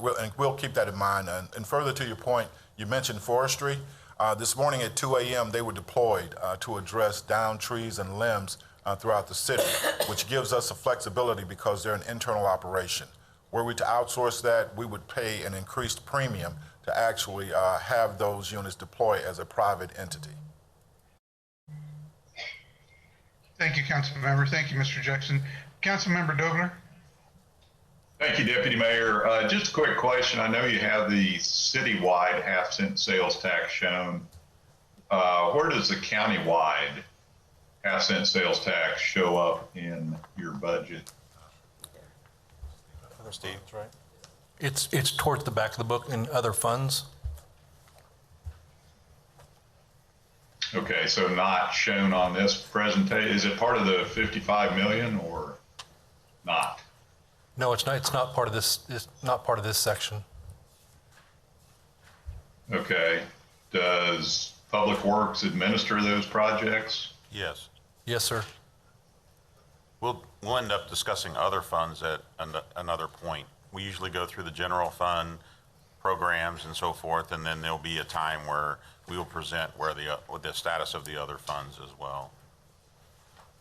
Okay, I guess what I'm saying is if we're including all the funding that requires FTEs from Public Works, it seems like the countywide half-cent sales tax, those are some huge projects.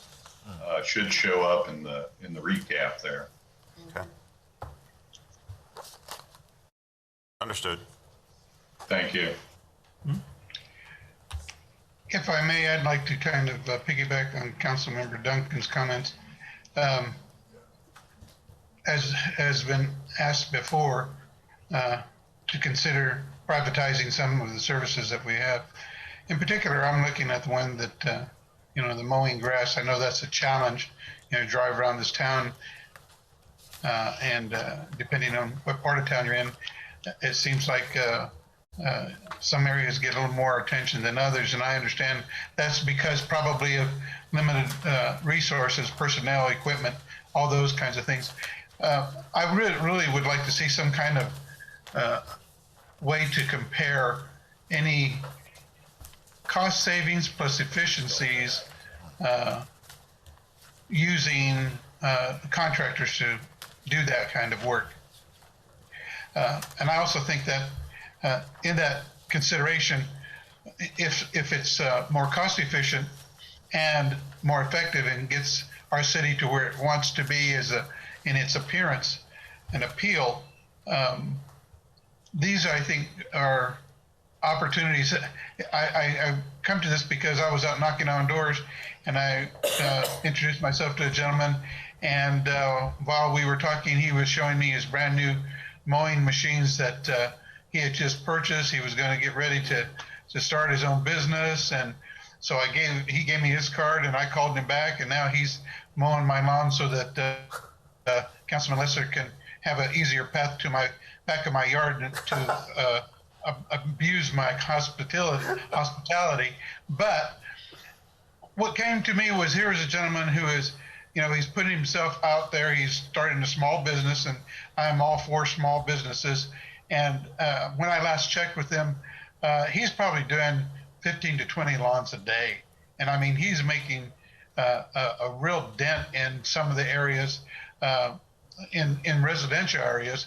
But then we have a responsibility as a government to keep up with what our responsibility is to those public areas. So I'm seeing, for me, the opportunity to grow small business for some of these entrepreneurs who want to be able to get out there, earn a living, but keep our city looking like it should be.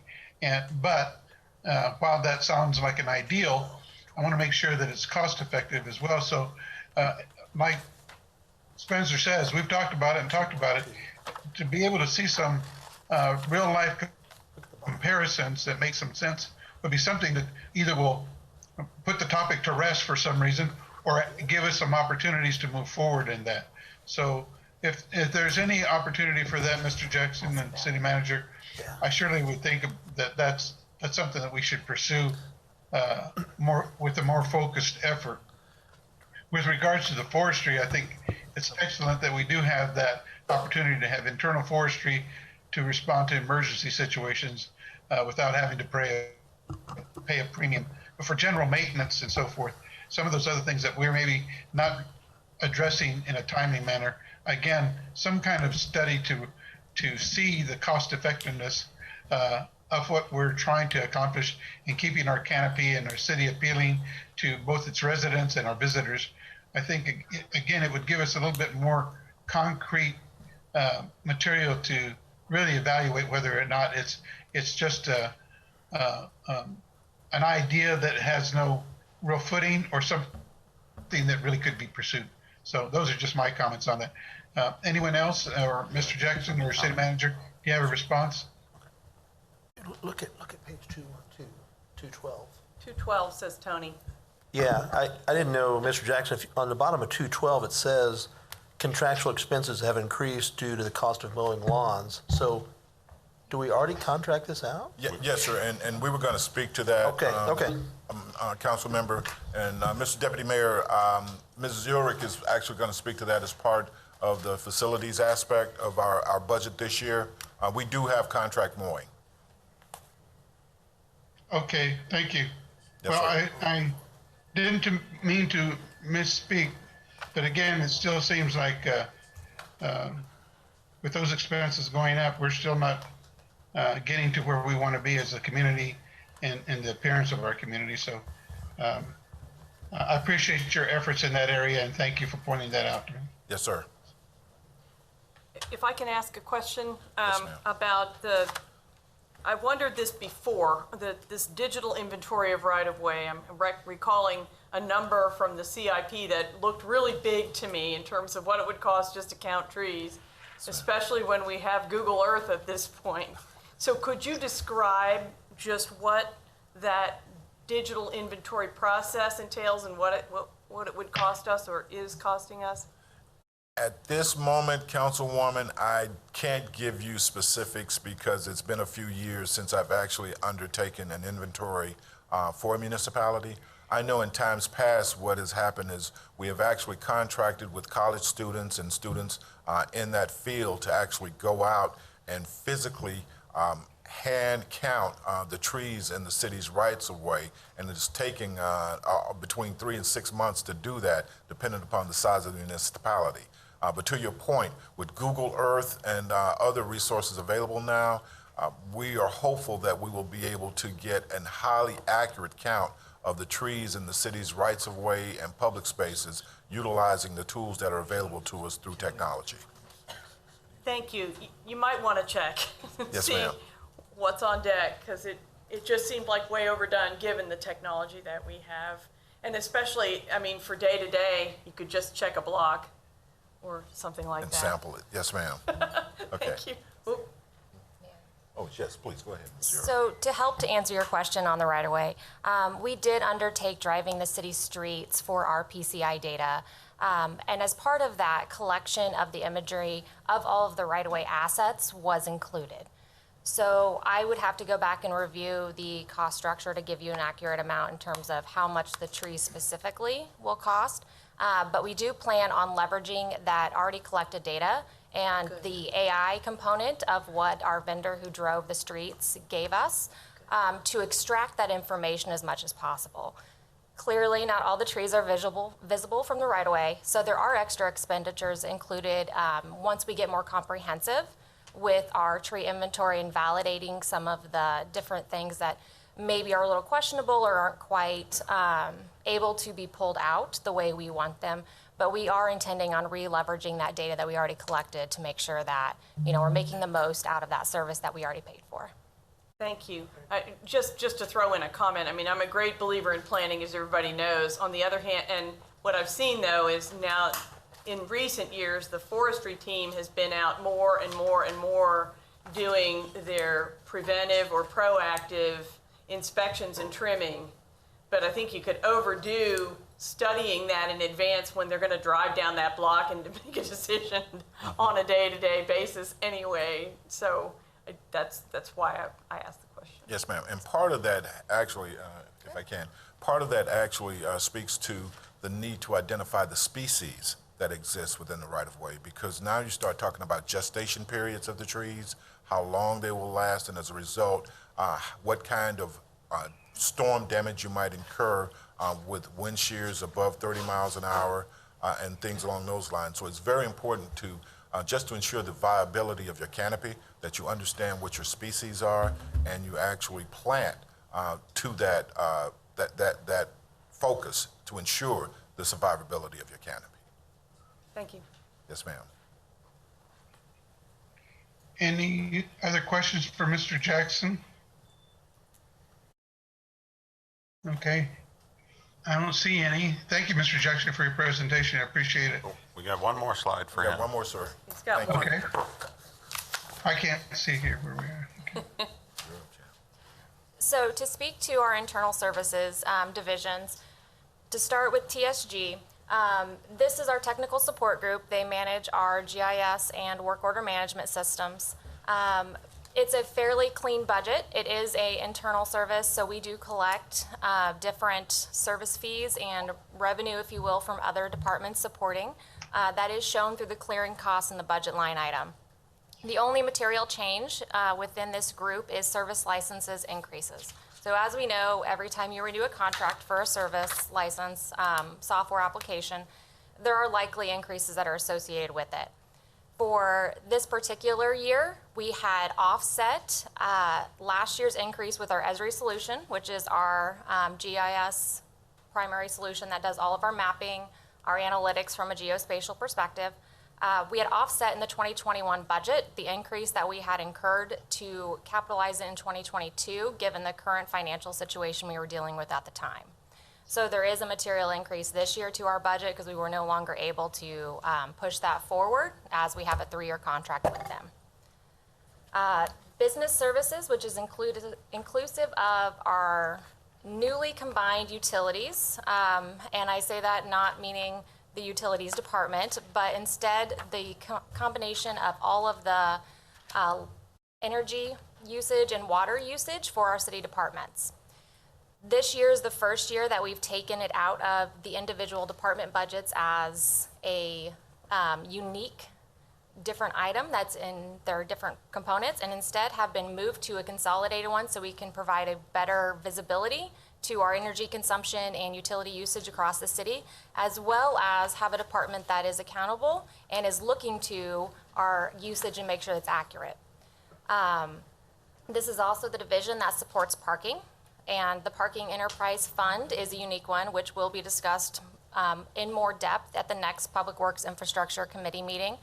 But the changes here from a budgetary perspective is really a decrease in our anticipated revenue as a result of fewer people working downtown and our projections forward.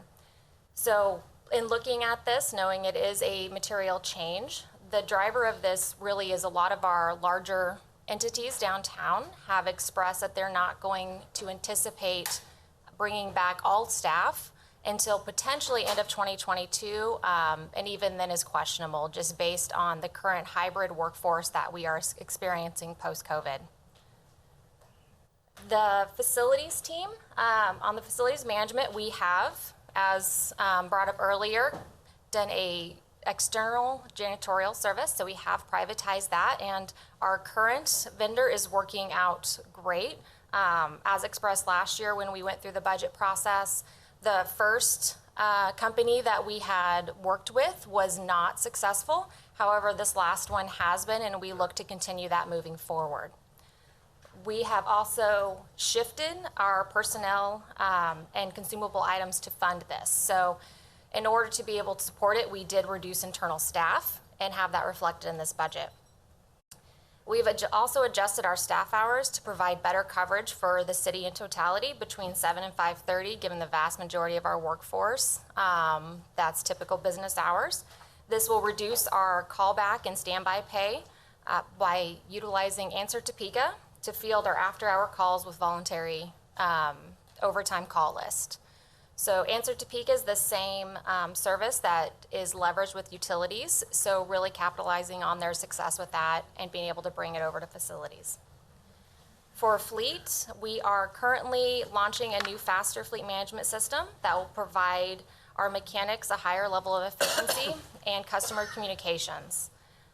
This enhanced functionality does come with individual tablets at each workstation that allows them to more effectively get to the information and enter the updates into their work order management system to provide more real-time communication with their customers and enhanced usage of technology.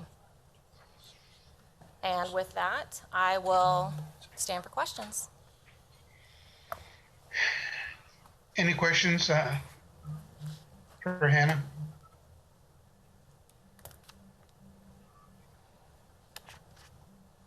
Okay, I don't see any. I don't want to overlook anyone. Okay, there you go. Councilmember Ortiz. Hi, Hannah.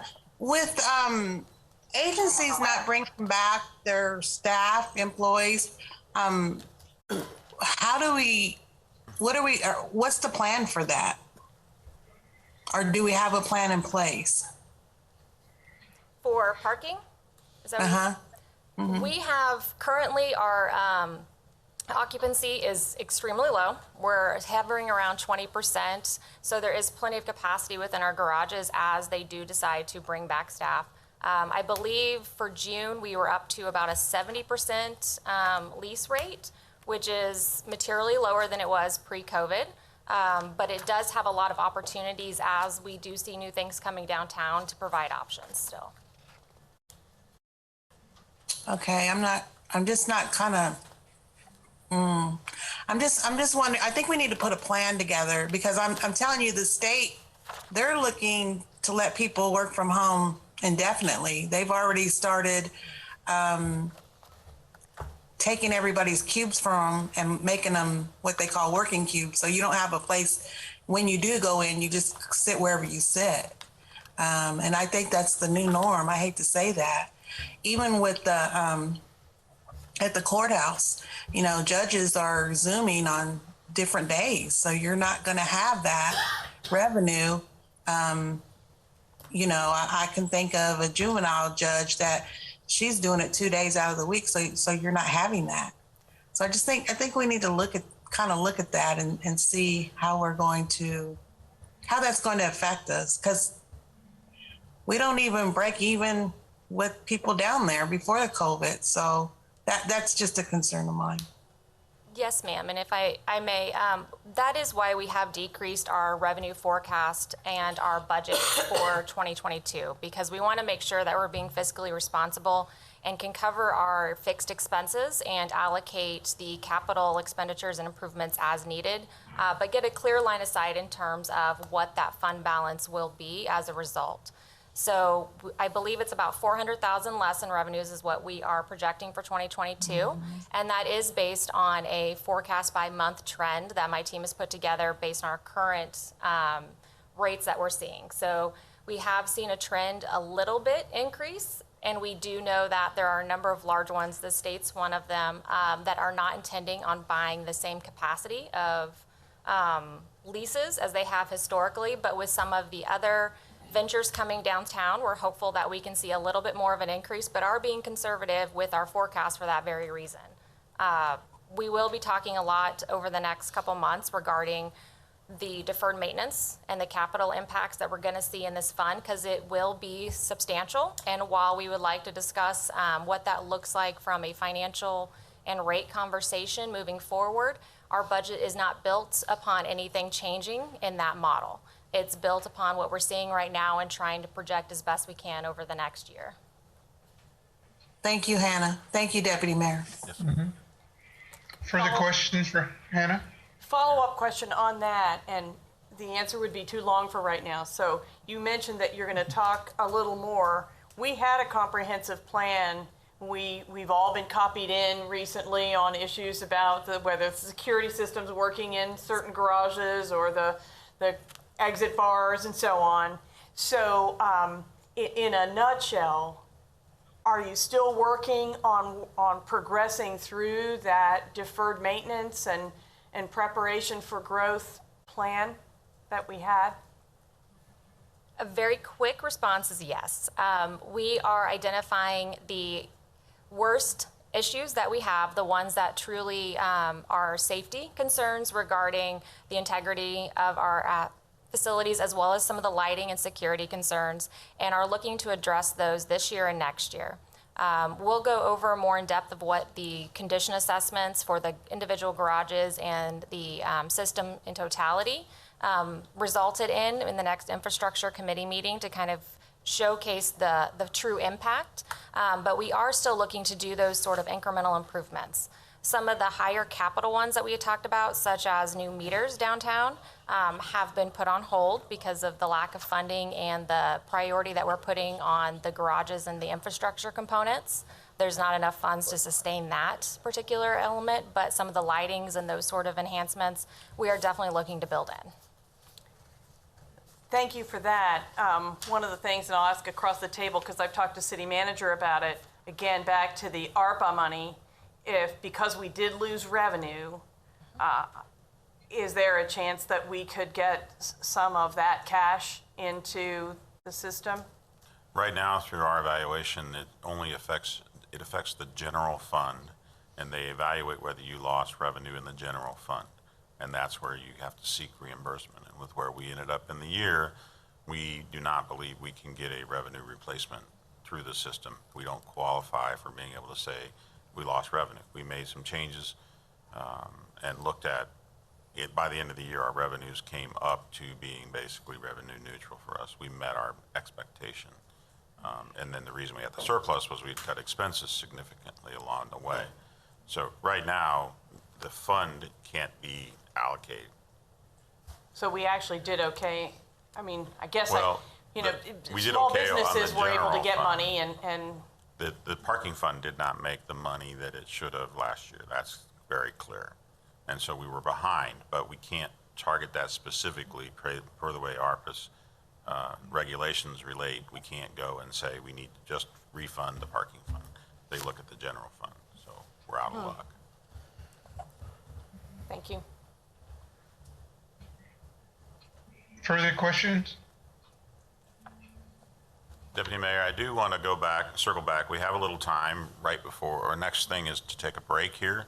But we have some time, and so I thought I would go back and allow Steve Wade to cover the issues of the sales tax fund and the county sales tax fund that Councilman Dobler asked, since we have some time here.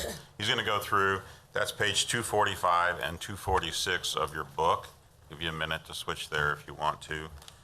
He'll cover some of the changes and issues that are noted there to the budget, and so that we take advantage of, as Councilman Dobler said, looking at this in totality when it comes to public works.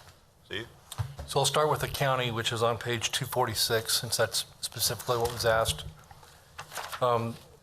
Revenue for 2022 shows a decrease in miscellaneous because we are not expecting additional contributions from developers. Projected sales tax, we've used a 3-year trend to try to estimate what that would end up being. So that's where that's at. And then if you look on the graph under projected fiscal year 2021, you'll note under net operations, the expectation that we will spend more than the revenue comes in. That's a buildup of projects. And so when you note on the next to last line under contingency, those are fund reserves. We're not expecting to spend it all, but we are asking for the authorization to be able to spend if the capacity does present itself. Any questions on the county side? Yes, sir. Yeah, Mr. Wade, I guess when you say contingency funds, where would those come from? Those are current. It's excess money that is available in the fund. In other words, this is a separate fund if we don't spend the money.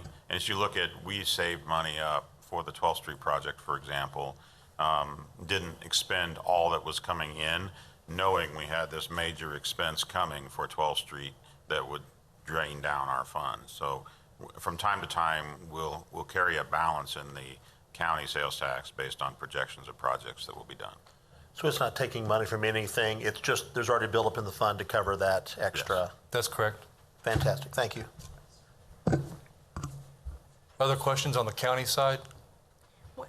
Just to clarify, this fund that we're looking at is, when you look at the revenue is how much money we're bringing in, but the expenses you've got as contractual, but that contractual is a combination of the $5 million a year that goes to JADO and the streets.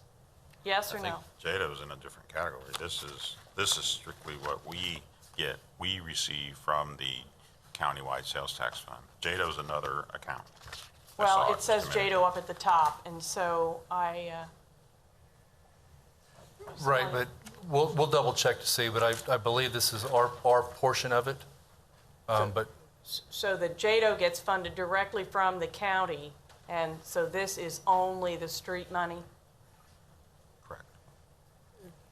I'm pretty sure that's the way we'll double check that. Okay. The numbers looked right, it just, I was reading it fast, so just want to make Right. sure everybody understood. No, I believe Including me. I believe we're correct. We'll double check. Thank you. If no other questions on the county side, we'll switch over to page 245, which is the Save Our Streets Sales Tax Fund. And again, you'll have the same situation with this one as we did on the previous situation, to work contingency. You'll see $17.9 million on the next to last line. Again, we're not expecting to be able to spend all that. That is reserve funds. It's not general fund reserves. This is part of this particular setup. If we have the capacity to do more projects, we're looking for authorization to be able to spend that money. That's why that's there. Miscellaneous revenue is expected to slightly increase. Personnel costs are decreased due to positions being moved to other departments within Public Works. There was a reorganization done there, and then we've talked about the contingency side. Questions on the Save Our Streets sales tax? Yes, ma'am. On the personnel, I think this is probably good, because I remember that we talked quite a bit when we started about whether it was appropriate to assess any staff positions to that budget, and ultimately decided, if I recall correctly, to do 2, which, given that they were engineers and have fringe benefits and so on, this, what is in 2019 and 20 and 22 looks like 2, because the staff had wanted to bump it to 3 or even 4, if I recall correctly. So we're backing off that and putting that back in the regular budget. Is that right? Yeah, it is at 2. Thank you. Thank you. That's good. Yeah, the contingency, James and I have started a communication back and forth now. Some of these things that happen in streets, they're not in our plan. A street deteriorates much faster than we expect, and it needs repair, and we don't want it to degrade any further. And so his staff is looking at ways that we can try and attack some of those utilizing the contingency money. Like I said, we're not going to spend 17 million. We don't have the capacity to be able to do that, first of all. But primarily what we're trying to do is some of these streets we really have an opportunity, small little mill and overlays in areas, fixing some curb and gutter in some areas, just different things like that will allow us an opportunity to be more responsive to things that come up that weren't in the original budget 18 months prior. So that's saying that I don't have to keep looking for 4 million from someplace else, huh? Well, to a certain extent, we have limitations. This is our Save Our Streets, Fix Our Streets Absolutely. money, and so it has to make sure it's to put back a street the way it was. We can't add sidewalk, can't add curb and gutter in those locations. It's only to handle and put the street back to the way it was. And then just to add a little color to the question on personnel, there is no personnel expense on the county side. Correct. So it's just on this slide page we're on right now. Any questions? Holla, we can't see you. Okay, none on the screen. Any in the room? Any further questions for Steve or city manager? All right, well, that brings us to our first and only break, slightly ahead of schedule. So, but we'll still try to keep it to the original intent. So let's try to be back reconvening at 11:15. 11:15. Thank you very much for the presentations. You're welcome, sir. We off, Taylor?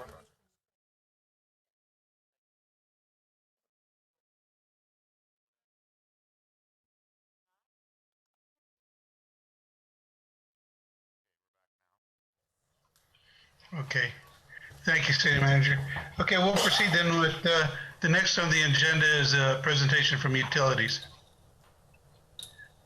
And Braxton Copley, our Utilities Director, is here to begin that presentation. Braxton? Thank you, City Manager. Thank you, Deputy Mayor. I'm going to do a overview and some highlights of our utilities budget for 2022. So our overall budget for water, wastewater, and stormwater for 2022 is $91.5 million. The water is 43.8, storm 10.5, and then wastewater at 37.2. As you can see, the two biggest items in terms of expenditures are debt service and contractual services, and then followed by personnel. Back in 2019, when we came in front of the governing body and asked for the rate increase, as part of that, we explained that the best practice out there was to have 25% of, and you can go to the next slide, was to have 25% of the rehab and rehabilitation funded out of cash. And then also, of course, achieving 300 days cash on hand, as well as maintaining DSCR, or debt service coverage ratio, of 1.25. So for 2022, in terms of the replacement and rehabilitation overall for the utility, we are projecting 30.1% of that will be cash funded.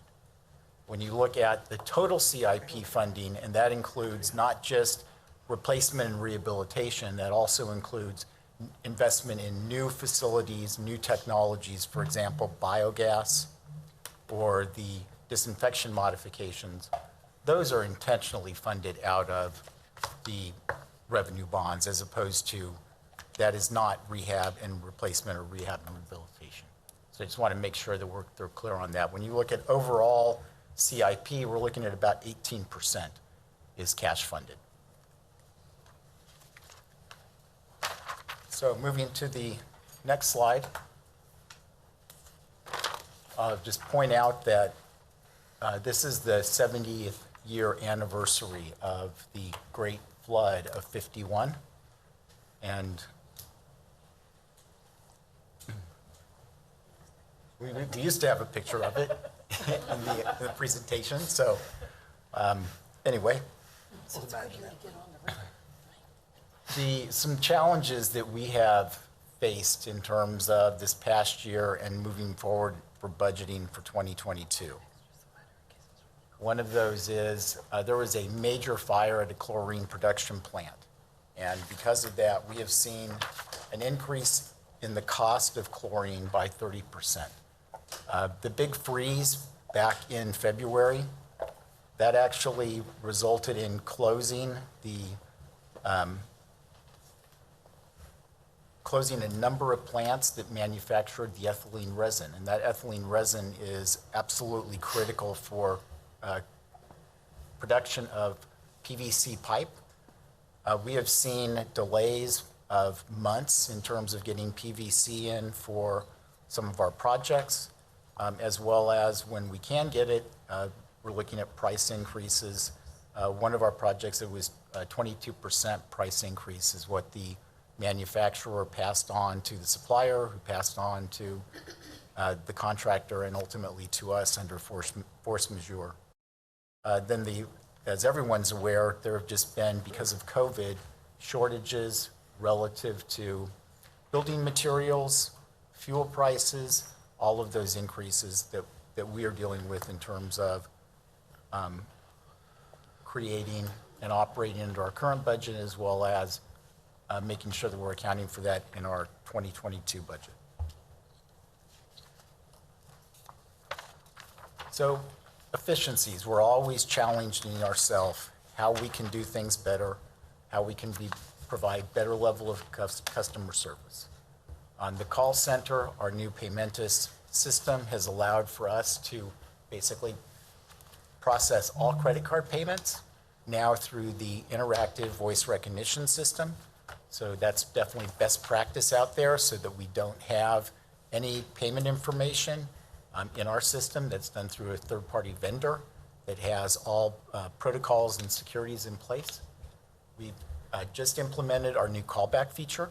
So when you think about when you call into a business airline for a reservation and it says all of our representatives are busy, you can continue to hold or we can call you back. Just program the number. So we now have that facility as well. So we are really starting to come into the 20th century, as I like to think, in terms of call center. We also have To Turn It On, which is a third-party service that allows for remote application and startup of water service. In the past, you had to come down to City Express. So that's definitely a step up in terms of customer service. If we have someone in Texas who is getting ready to move to Topeka, they can go ahead and get their water account set up before having to come here.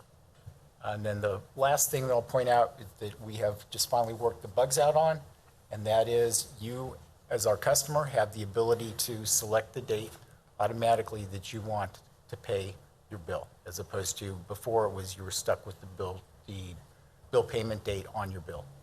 So this again gives flexibility to those customers that they can choose when it's going to be the most opportune time for that to hit their account. So Meter, have shared some of this information with the governing body, and that is we are in the process of our AMI, Automated Metering Infrastructure program. We have 29 of the towers that have been constructed. We've just finished the revised propagation study. We've identified the location of the last 2 towers, and that will give us the 98.5% coverage of our entire zone. The bar graph that we've included here that shows how our progress is being made in terms of getting entire cycles switched over to AMI. You'll see that the first one, which was cycle 4, we're at about 95% getting that one switched out. That cycle used to take 6 employees to read. Now what we have left is 1 employee can get that read in a day and pick up the things that we can't read. And so as part of this AMI, it's not just a matter of where do we have efficiencies, but it's what are we doing with those employees? What are we making use of those for? And that's my challenge to staff, and they've responded well. So first and foremost, we've been able to free up 2 employees to do investigation of lead service lines. And to date, they have investigated about 1,400. And the lead service line inventory is mandated by the EPA's revisions to the lead and copper rule. So another efficiency and level of service that we've increased is, for this year, we're going to be able to test and service all 205 of our large commercial meters. In fact, the highest use ones we're going to be able to hit twice in this calendar year. Those meters, those 205 meters, bill about 1.5 billion gallons of water. So it's absolutely essential that we're servicing those and that we're testing those to make sure that they're accurate. And then the last point that I'll make is we've seen about a 27% increase in terms of the number of repair service requests that our staff has been able to handle, because they're not out reading meters. They are able to respond more quickly when we have a repair service request comes in. Say, for example, we have a meter that may not be reading accurately. So instead of it just sitting around waiting, we're able to jump on those, overall raising our level of service as well as capturing that revenue, because these registers truly are our little cash registers. So, and then operations, just a couple of efficiencies across the board. One of those is by the addition of our variable frequency drives out in our pump stations, we're able to help reduce the number of breaks. So before, when we just had an on-off, so say a pump would kick on and run at 1,500 GPM, that is a tremendous amount of pressure in some of our zones, for example, Norwood and Montero, where we have a lot of old cast iron. Now with the VFDs, we can basically dial that back, and we can run those 800, 850, which puts a lot less stress and wear and tear on the system. It also gives us the ability to slowly ramp those on and slowly turn them off, so that we're reducing that water hammer that you have when you go and you shut a valve off really quickly. On the distribution side, we have begun utilizing contractors for our dirt restorations. It's much more efficient. We've had far fewer complaints. And the other thing is that our goal is dirt restorations need to occur within 30 days. Now, obviously, when it's 18 below 0, no dirt's going anywhere. So, but that's our goal. It's 30 days.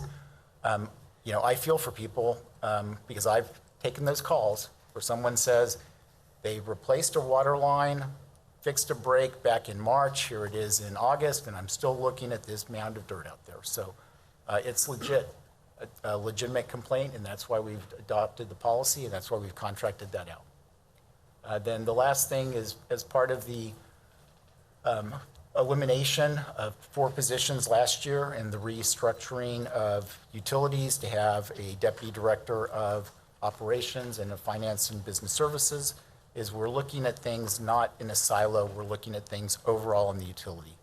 I commend Sylvia for basically saying, hey, on these dirt restorations, we can save cost, save the number of times that we have to go back and seed and overseed. Let's just have the WPC team come in and let's just hydroseed those. Get them done right the first time, get it done quickly.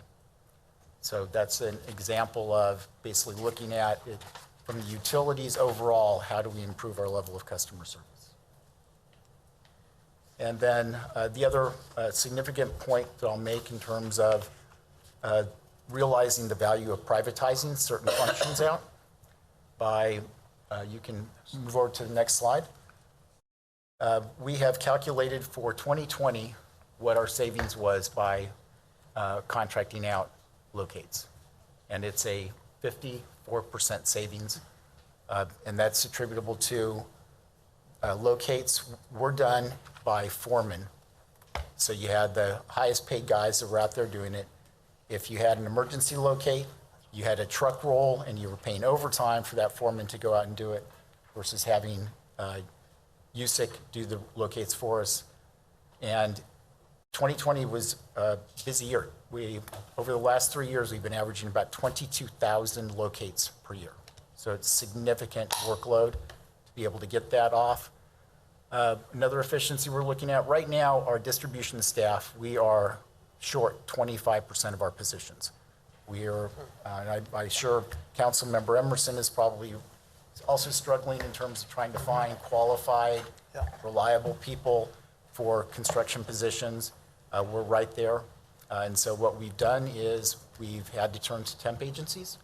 So at least we get some bodies in there. It gives us a great training program, and it gives us a great opportunity to see, does this person have the skill level, did they have the work ethic that we want?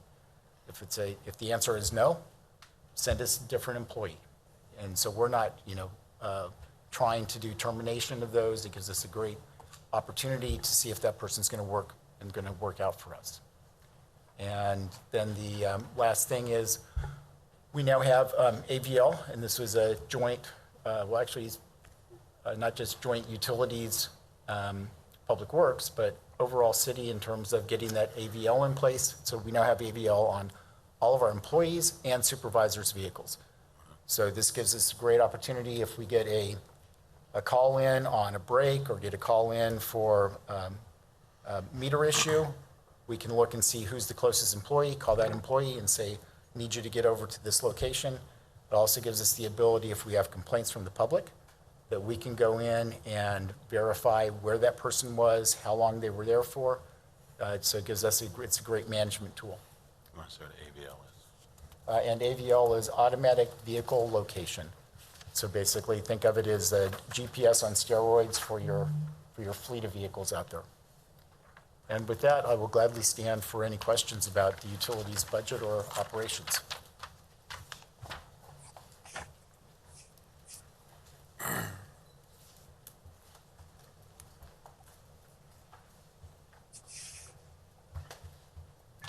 I'm sorry, I was muted.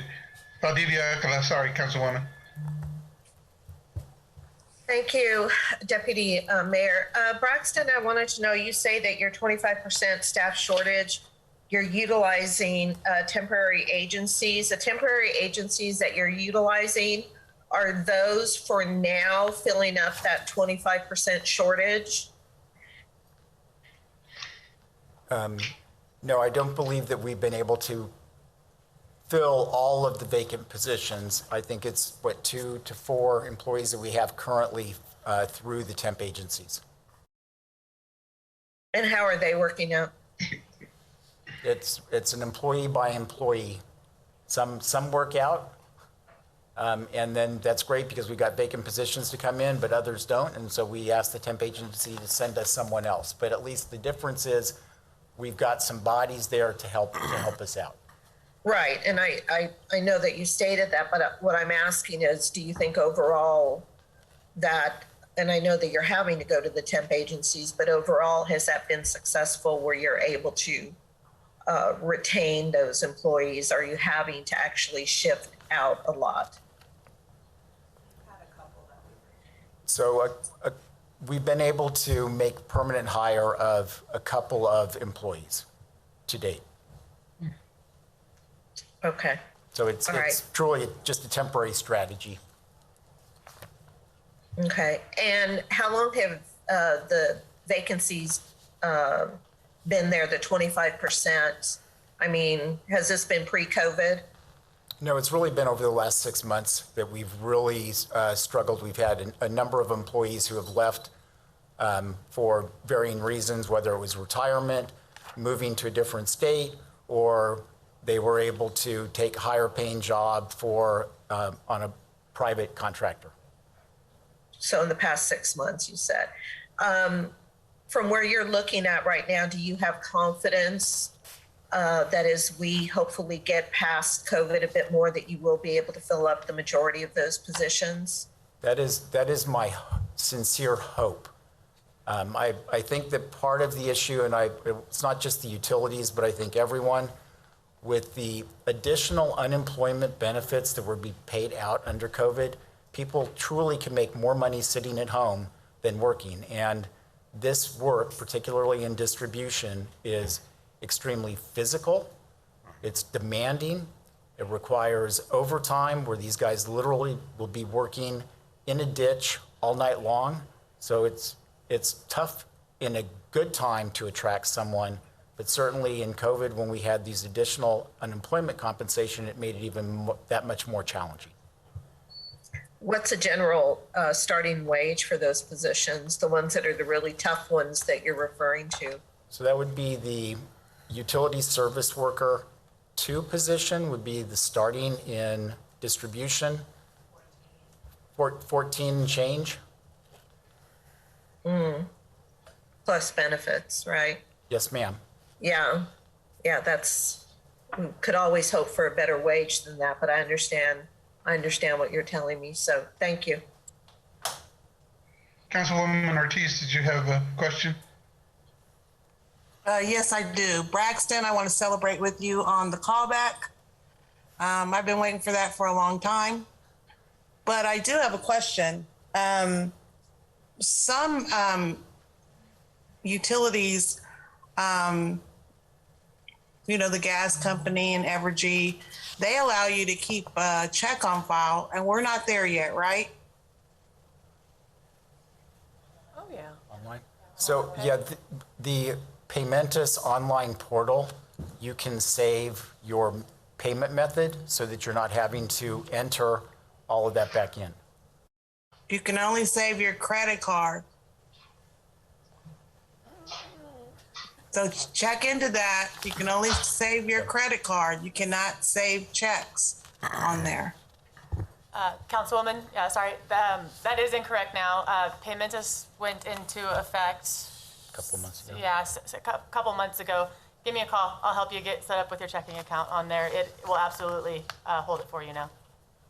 Okay, I will give you a call. And these are things we need to get out to our constituents, because these are some of the concerns that they have. They can, even how are we going to get out to our constituents about the callback, the services, the great service that we provide now, just like the gas and the electric company? Well, we will work with Molly to get a press release out there. That's great, B. I appreciate it. Thank you. Thank you.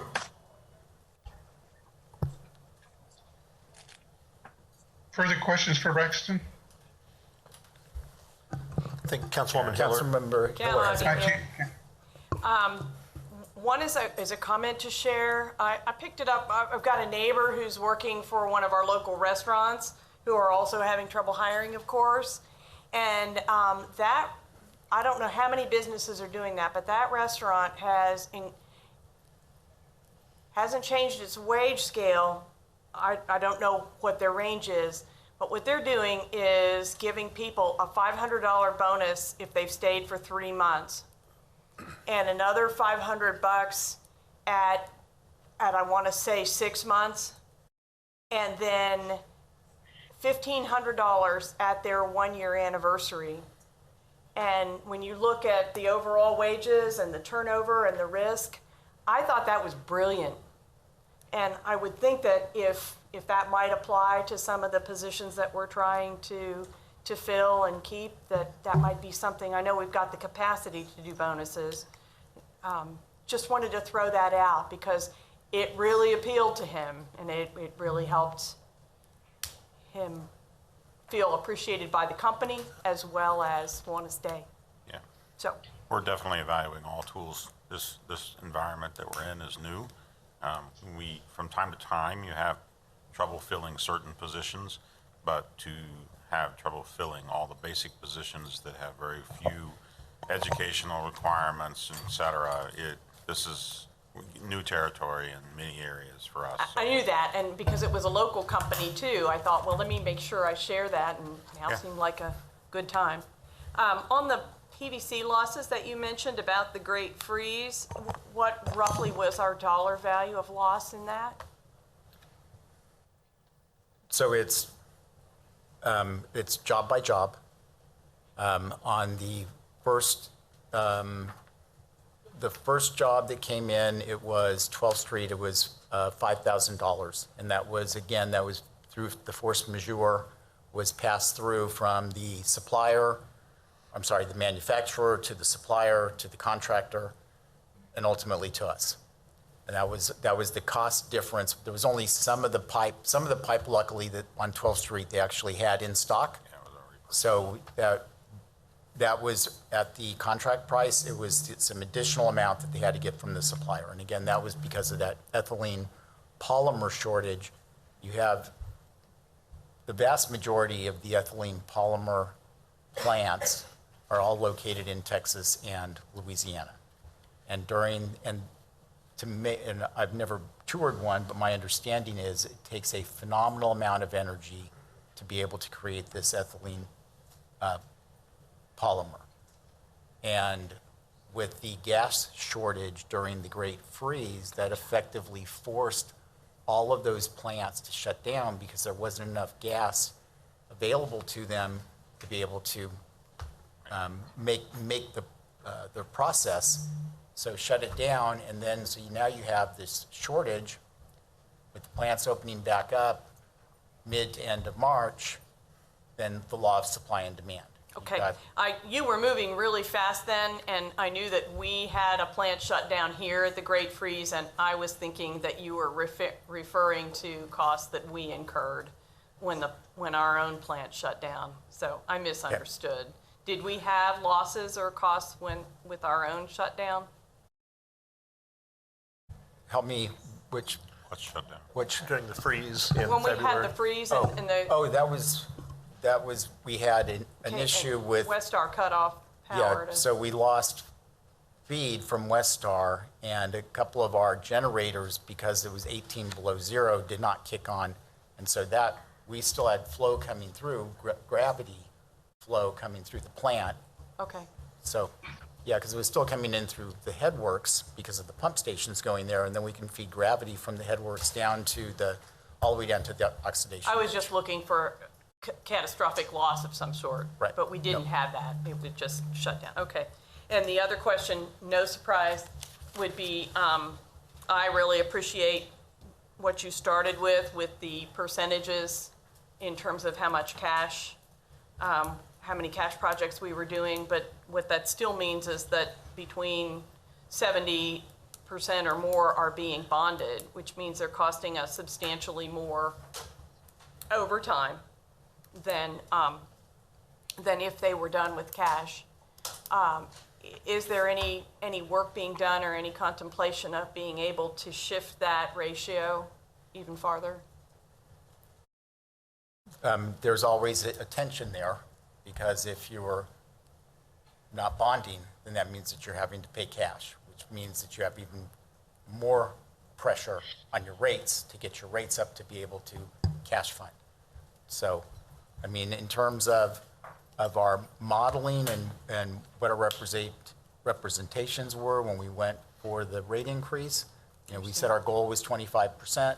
We're north of that right now, and obviously we want to be good stewards managing the funds and basically try to figure out what the sweet spot between what's appropriate in terms of the types of projects to be bonded versus where can we afford to cash fund as opposed to bonding.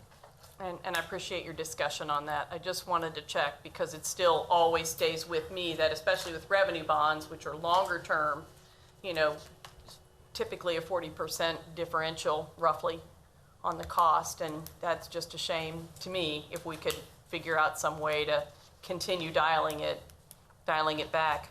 One other question, just for a short answer today, but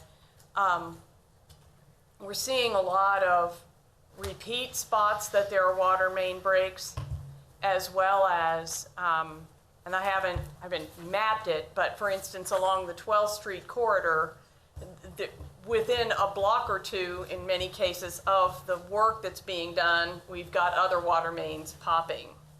Are we mapping that, or are we even looking at a different approach to how we replace our water lines to reduce the number of emergencies and so on?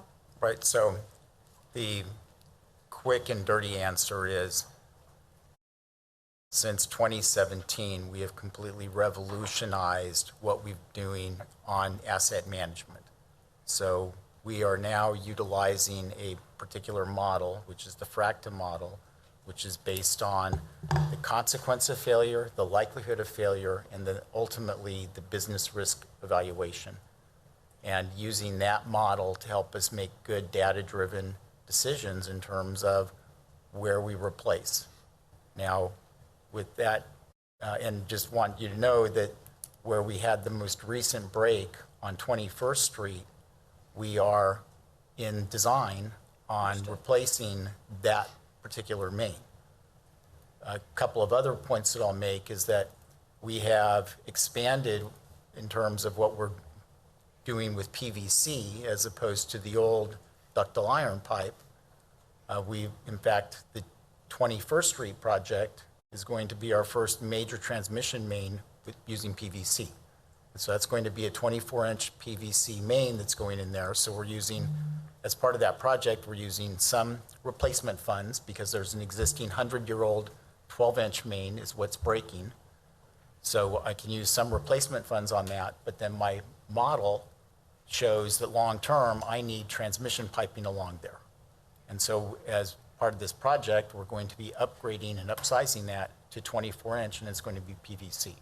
So a number of points. But yes, if we have a lot of breaks in an area, then that clearly creates and increases the likelihood of failure score that we use in our model. But you have to also take into consideration the consequence of failure.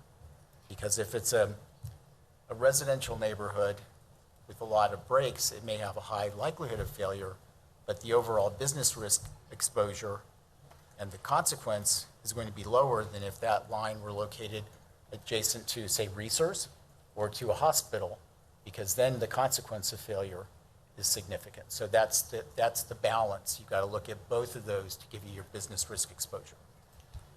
Just wondered, I mean, years ago, and maybe this was mostly due to the red water situation, but there are whole neighborhoods in southeast Topeka and east Topeka that were done. And I don't think they're having water main breaks at all, obviously.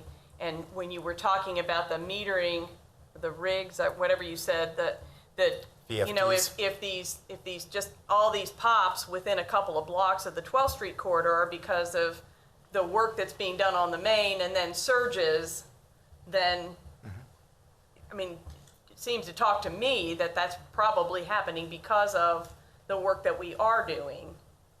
And that those old pipes that weren't bursting before are now getting that surge or whatever in the course of the work. Maybe I'm wrong. I'm just watching them as they get announced to us, and they seem to be near other work that we're doing. Yeah, so a perfect example would be 6th and Rice Road. We had, over a week period, about 12 breaks in there. And so you've got some older ductile iron and older cast in that area. What happened was that exacerbated this was that we had lost communications through our SCADA with the VFDs. So that pump station at Norwood was going on and off at 1500 GPM because we did not have our SCADA communication with the VFD to be able to dial that back. And so you close some valves to be able to do a repair, and your pump station kicks on, and you've got a pump running at 1500 GPM, boom, that caused another couple of breaks in there as well. So it absolutely all ties together. Okay, I just wondered if we were changing, you know, or even looking at changing our model to minimize those secondary breaks. Right, so a lot of that is... Councilwoman Valdivia Alcala, did you have a question? Okay, thank you. Deputy Mayor? Yes. Thank you, Deputy Mayor. Not a question, just a comment. Mr. Copley, I love seeing this when I hear there's a technology project that's been implemented and therefore you're able to repurpose additional, existing personnel and stuff. So I'd be the first to be up here asking you, why do we need more people and more this and that if it was the opposite? So I really appreciate that. And I would love if other departments, as we roll out technology in the city, whether software or hardware, to show how the efficiencies are in, either reducing headcount overall or repurposing headcount for greater service. So thank you. Thank you. Ditto.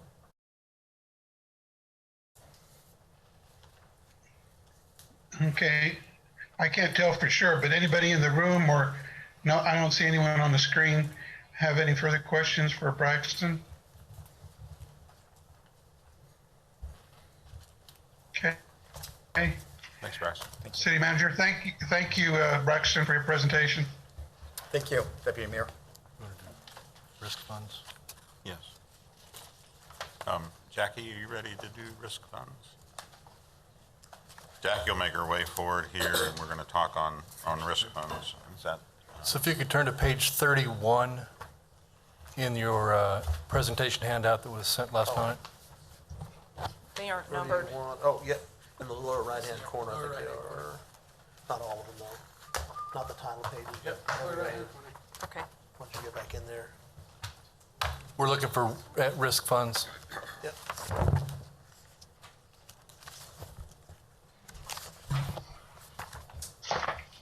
Well, that one is.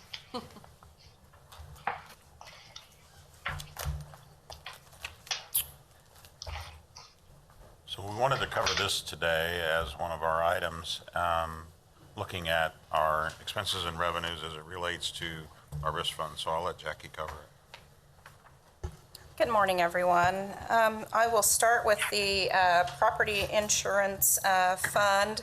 The anticipated operating expenses for 2022 are $2.357 million. And the revenues are anticipated to match with that. It's a little early to get a real concrete renewal basis from the market. But right now, our risk broker Lockton is telling us that they do plan to have us be able to stay with Travelers Insurance for our property, and that it will be a very similar plan design that we have here for 2021, that is a traditional model with a standard deductible one insurer. There still continues to be a lot of volatility in the property market because of weather events. And last night's storm doesn't help us in that area. So they have advised us and cautioned us to plan for about a 15% increase in the property premium over our 2021. And so I've been in communication with finance, and when we get closer to our renewal, which is a January 1 renewal, so about 90 days out is when we'll really start firming that up.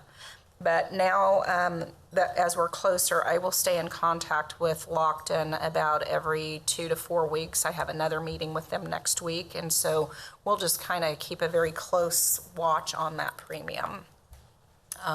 We have not had any claims against our property premium in the last foreseeable future, so it's really just the market itself that is driving any premium increases that we would see. If I could ask a question, Deputy Mayor?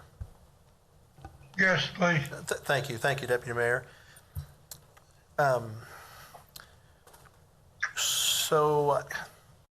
So sometimes I hear the city is self-insured. With respect to property insurance, we are not, or is it just a very high deductible It's a policy? very high deductible, $250,000, and then I believe it's $500,000 on wind and hail. Okay, so this property insurance we pay $2.3 million a year. That's just for the excess coverage. That's for the excess coverage. We insure about $650 million worth of property for all of our structures throughout the city. And we have had losses, just nothing where this takes effect. Not Okay. rising to the level of a claim to be submitted. Yes. Just like even today, we had a tree fall on Fire Station 10 that will require repairs, which Hannah is already on getting that taken care of. So we'll have a loss there, but it doesn't rise to the level of being an item that would be submitted. It's really protecting ourselves for a major hail event, Okay. a tornado, those types of events. We're really just trying to make sure that we have our coverage because you lose a city hall, a holiday building, or something like that, we'll have a major expense that, would hit us with regards Okay. to the tornado. Okay, thank you. And when you get, it's doing something on the computer here. I'm not sure if we lost everybody. And when we get down to unemployment, I have another question, but I'll, thank you. Thank you for now. And so, moving on to the workers' compensation, our anticipated revenues for 2022 are $2,950,000. Our anticipated expenses are about $2,191,000, and we have not had any significant. Can't hear them anymore. You guys are muted. I was just going to ask, can anybody hear me? I can't hear It was anything. doing something there. We lost the connection. Sorry, the internet dropped out. There we go.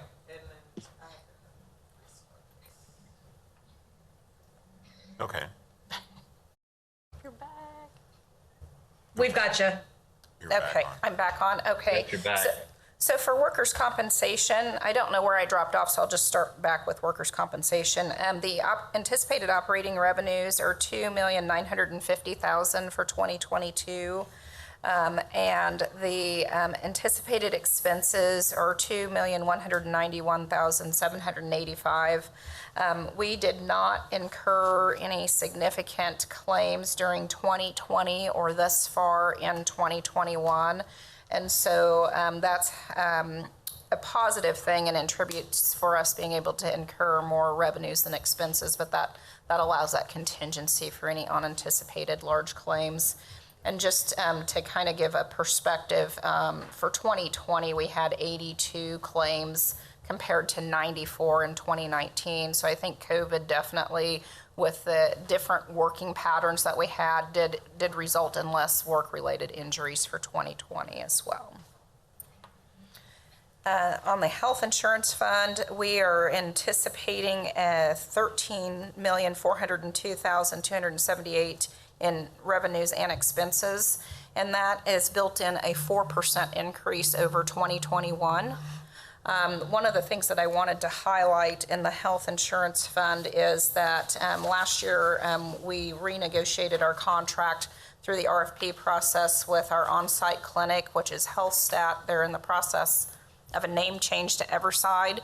And based on that renegotiated contract, we are looking at saving just about anywhere from $150,000 to $200,000 in clinic expense for 2021. And that would carry over into 2022. So we are pleased with that reduction in that new contract. We are not anticipating any significant plan design changes to the health fund for 2022. So the cost would just be largely attributed to increased expenses for services. With unemployment, our total operating revenues for 2022 are anticipated to be $73,000. Our expenses are anticipated to be about $131,000. And we had a reserve in that fund with our 2020 retirement plan, our reductions in force that caused some unemployment claims due to involuntary reductions. And so that's why the expenses are exceeding the revenues at this time. Any of the extra COVID funding is not charged to the city, and we are paying only 50% of the actual unemployment expenses for those reductions attributed to COVID. So the state does a reimbursement each quarter on our billing for unemployment expenses.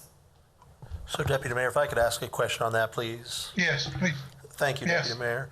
On unemployment, does the city simply pay into the state unemployment fund like a private business does? Is that how that works? We self-fund, and so we, each year we receive a permit for self-funding on unemployment, and then we are billed actual on a quarterly basis, and we pay just the actual expenses attributed to our account quarterly. So the answer is no. We don't Okay. make a contribution. Okay. We simply pay expenses as They are incurred. Okay, thank you. And that is really my brief overview of the risk funds, but I would certainly stand for any additional questions. Question, Deputy Mayor? Yes, go ahead, please. On workers' comp, $2 or $3 million seems like a stunning amount of money to be paying out for injured workers that we're responsible for. Of the just take the 2.19 million that's budgeted for the operating expense for 2022. How much of that is long-term carryover from years prior to 2019 versus new, either short or long-term? Could you just describe it a little bit? Absolutely. The bulk of it is older claims. Specifically, right now, we carry 3 death claims where there are ongoing payments to family members. And so though we have to carry the total liability for each claim. That is part of our permitting that we also do for self-insuring on work comp to show that we are able to cover all liabilities. And so if I could just kind of give a snapshot for 2020, the total incurred for the 82 claims that I mentioned was $440,151. And the average incurred per claim was $5,368. So we did not have any significant large dollar claims that were in 2020. It was slightly higher in 2019. Our total incurred was 1.2 million, but the average incurred per claim was 12,961. So it does definitely ebb and flow with the severity of the claims, but the death claims where there are ongoing payments to family members, that carries out until dependents reach age 23. So we log those for a long-term period of time. I've been involved in some conversations on the street where people talk about how private companies set goals of 0 claims per year and pride themselves on big bulletin boards about that.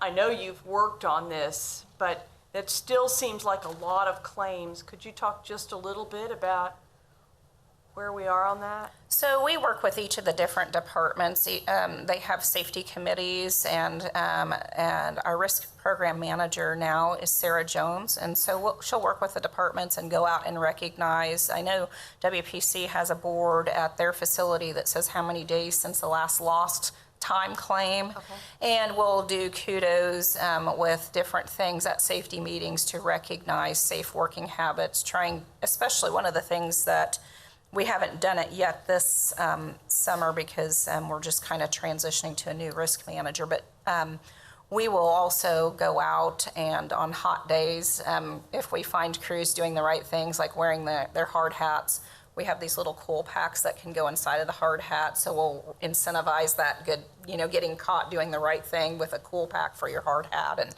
and different ancillary incentives. Thank you. Yes. Further questions for Jackie? Any in the room? Because I can't see the tables there. No. Okay. City Manager, you want to proceed? Yes, Mayor, Deputy Mayor. Thank you, Jackie. Next, cover the executive department. I'll make quick comments, though, regarding the mayor and the council budgets. They basically are a carryover. We do know that, obviously, there'll be a new mayor, one way or another, and so there will be some additional transition costs to the new mayor position, simple things like business cards, et cetera, that'll change over. So we'll be adjusting for that, but that's a small expense. A few items that we want to cover with regards to the executive department, basically is the city manager's department. Addition of the chief of staff position to the structure. We have eliminated the deputy city manager position and changed it to a chief of staff. So that is noted in this budget as it wasn't in the last. Community engagement is now underneath the city manager, the executive department. As it comes to that, there's obviously the general expense that relates to that department now moved underneath the executive department. The emergency management division has been eliminated from the budget that was the executive department that previously had been underneath the executive department and now is eliminated.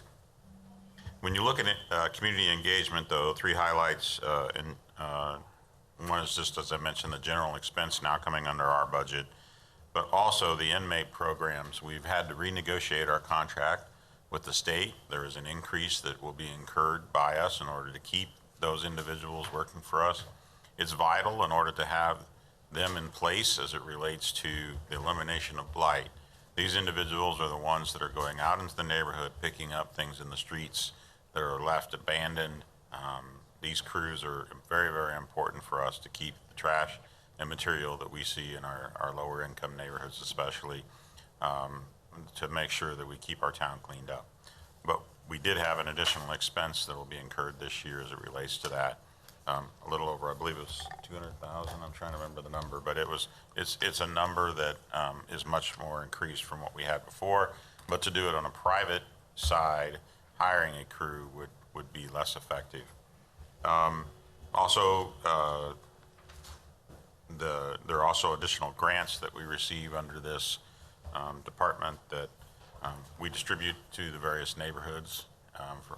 Similar to what we have for empowerment, we've changed them to the Dreams Fund now, and so that money is then distributed through the process that community engagement utilizes. So with that, Deputy Mayor, before we go on, I just had a few questions. Yes, please. Thank you. City Manager, in regard to the inmate work contract program, how does that work as far as us, like compensation? I just am unfamiliar with it, and so I'm just kind of curious, like, are the inmates earning any sort of? Yes, they are. Okay, thank you. Yes, there is a fee, and one of the issues that we had is that compensation to them based on the contracts that Department of Corrections is able to get with private companies, they're able to utilize those individuals to work in private sector as well. And so there's competition for us now in order to secure those individuals. I think our jobs are oftentimes more considered individuals. Our jobs, you're out on the street, you're in the fresh air, et cetera. Others are working in a factory and that type of thing, less desirable given where, it's an opportunity for them. And so we've been able to have individuals that are interested in working for the city, because they have to volunteer, they have to agree to come to work for us. But that compensation now has been increased with this new contract, and that's why the amount has gone up. Do you know roughly what they are compensated for? Like, what's the rate?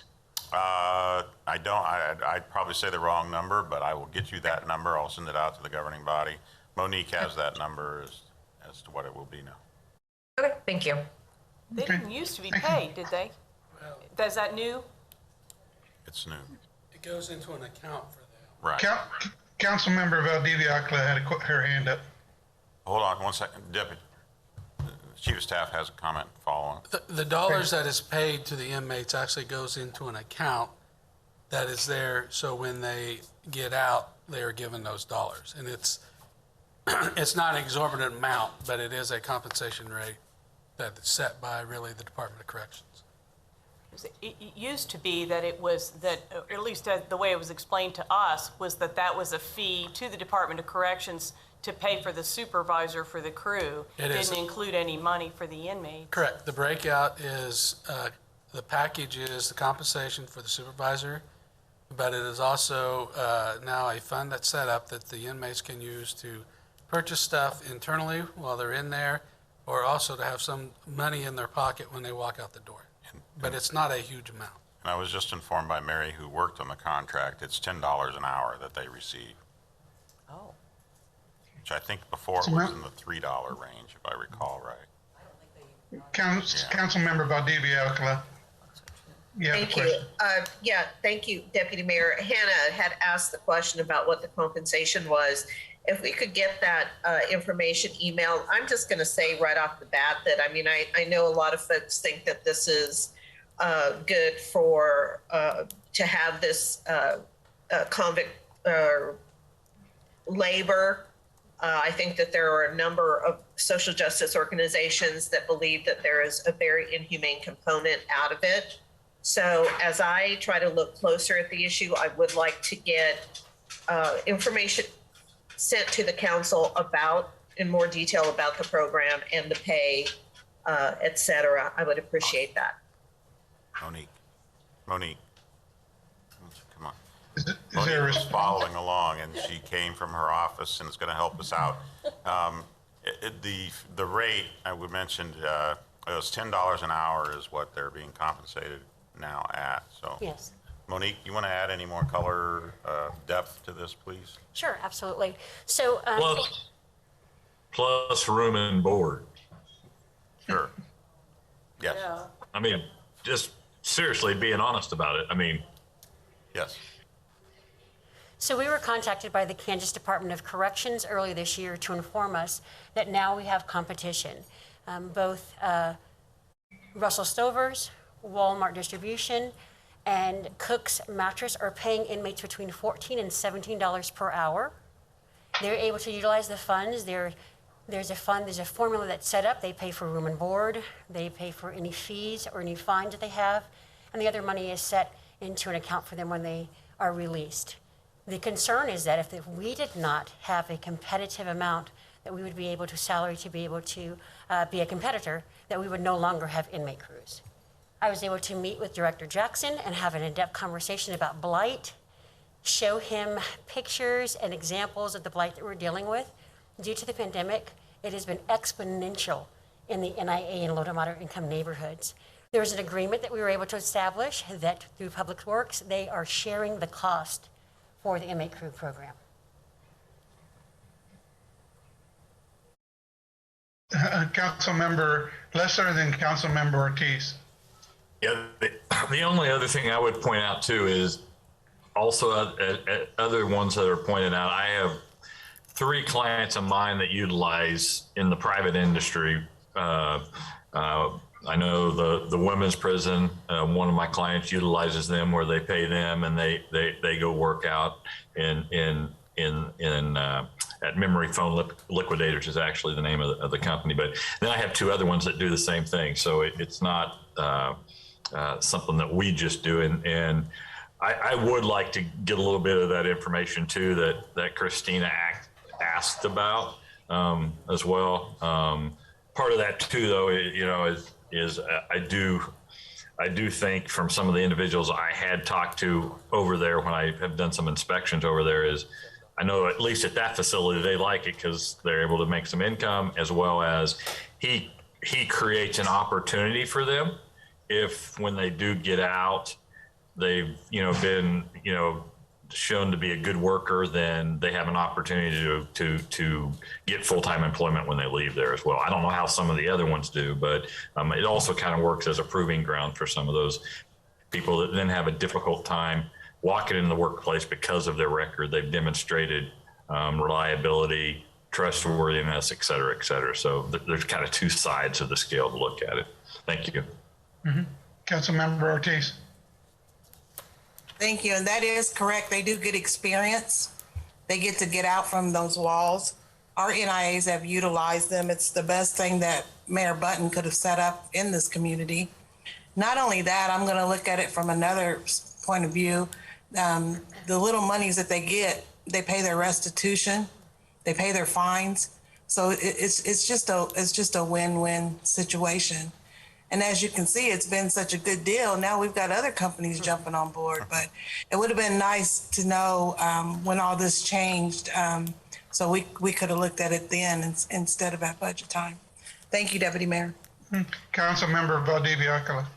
Thank you, Deputy Mayor. There's been a number of articles that have recently come out about the increasing use of hiring incarcerated workers So it came up this week about Russell Stover, et cetera. So I just want to make a point on articles that are out there is that there have been studies done, about 150 women.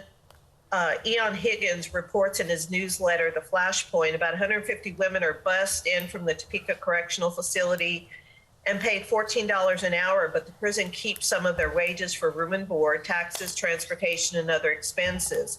When all is said and done, they take home less than $6 per hour. So I think when we're going to be throwing out these numbers, we have to be digging deep and understand really how much is going into their pocket, maybe even finding out how they feel about this program. I think that there can be benefits, definitely, with work release programs and getting them back into the mainstream population to work. And there are programs, I'm sure, that can work within this system. But let's be real and do our research into how much is actually going into their pocket. Thank you. Thank you. Chief of Staff has a couple comments. Go ahead, City Manager. On those payments, the Shawnee County Department of Corrections, the inmates get $7 a day, not per hour, $7 a day from the Department of Corrections in Shawnee County. Those dollars are then set into a fund, as the Councilwoman Ortiz said, to pay off fines, restitutions, and things like that. So when we talk about at the state level, it may be a different compensation level, but once again, those dollars are used to go into crime victim funds and stuff like that. So it's to help pay back. And then it's also when they get a job skill, like Ms. Monique said, that they can get out into the work environment to become productive citizens after the release, but they also have some dollars in their pockets to help them get established when they get back into the communities. Thank you, Chief of Staff. City Manager, you have another staff We'll get a response? full report to you and detail all this. It's a lot of numbers flying around, and we'll detail both, because there are different components. There's a state component, and then there's a county component to this, and so we need to make sure we detail that for you. Councilman Hiller. Thank you. Just to follow up and clarify on that, in the past, I don't think it's in this book, but if it is, tell us what page, but the staff would deliver, I think from Neighborhood Relations, would deliver us a chart, and at one point we were running 7 crews, or the 7 crews were identified in the chart, but then they weren't all really running. It was a little hard to keep track, but more or less we were spending $75,000 a crew when we were contracting with the state, and that was just for admin before. So aside from maybe that master chart of now that it's all shaking out, how many crews we expect to have, and some of them were at Neighborhood Relations and some were at Public Works or Utilities. So what department they're assigned to, what they're supposed to do, that'll help us figure out what they're not doing too, because we had not had the Brick Street crew for a long time, even though it was still in the chart. So it was just kind of hard to, if we could have that chart again. Thanks. Yep, we'll do. Thank you, Councilwoman. That's a good suggestion. That way we really know where that workforce is and how effective it is for the city. City Manager, go ahead and proceed. I think with where we're at, that covered the items that we had on the agenda. We have future meetings that we have scheduled. I think at this point, if there are any other discussions related to what was been presented, that we'd be happy to take those if there's additional information that you would like. And then you'll have briefings. There's in the slide pack, you'll see that we eventually will cover finance, planning, human resources, some of the others, but we have future agenda items for the governing body, and I think at this point, we've covered what we'd hoped to cover today, and I think that we're close enough to our time frame that it'll probably be beneficial that we end today. That's already been a long 3 hours plus, and I think it'd be good to end today. But if there are questions or additional information that you'd like us, based off of today's presented information or something you've seen coming up that we can prepare, we sure take those questions now, or please send them to us by email. City Manager, I would ask that, and I know that they take really good notes about these meetings, that those requests that have been brought forward by city council members for additional information or expansion of detail, that those requests are listed out for yourself and the chief of staff to give out to the department directors so that we don't forget what we asked for, and give us an idea of when those answers will be coming, either at a next agenda meeting or at a next governing body meeting, so we don't lose track of those things that we've been asking for. I think sometimes it occurs, and that happens just as a matter of if a lot of information is coming your way, then something might get dropped off the list. So if a review of that list of those requests made by governing body members is kept, and so that they're specifically addressed, I would appreciate it. You bet. We'll definitely do that. Okay, thank you. Well, and at your suggestion, City Manager, unless there's some objection, thank you everyone for spending the time with us. What better way to spend a Saturday morning, right? Thank you very much. Good to see you, Neil. You're looking better and better. So, goodbye, everybody. This meeting is adjourned. Thank you.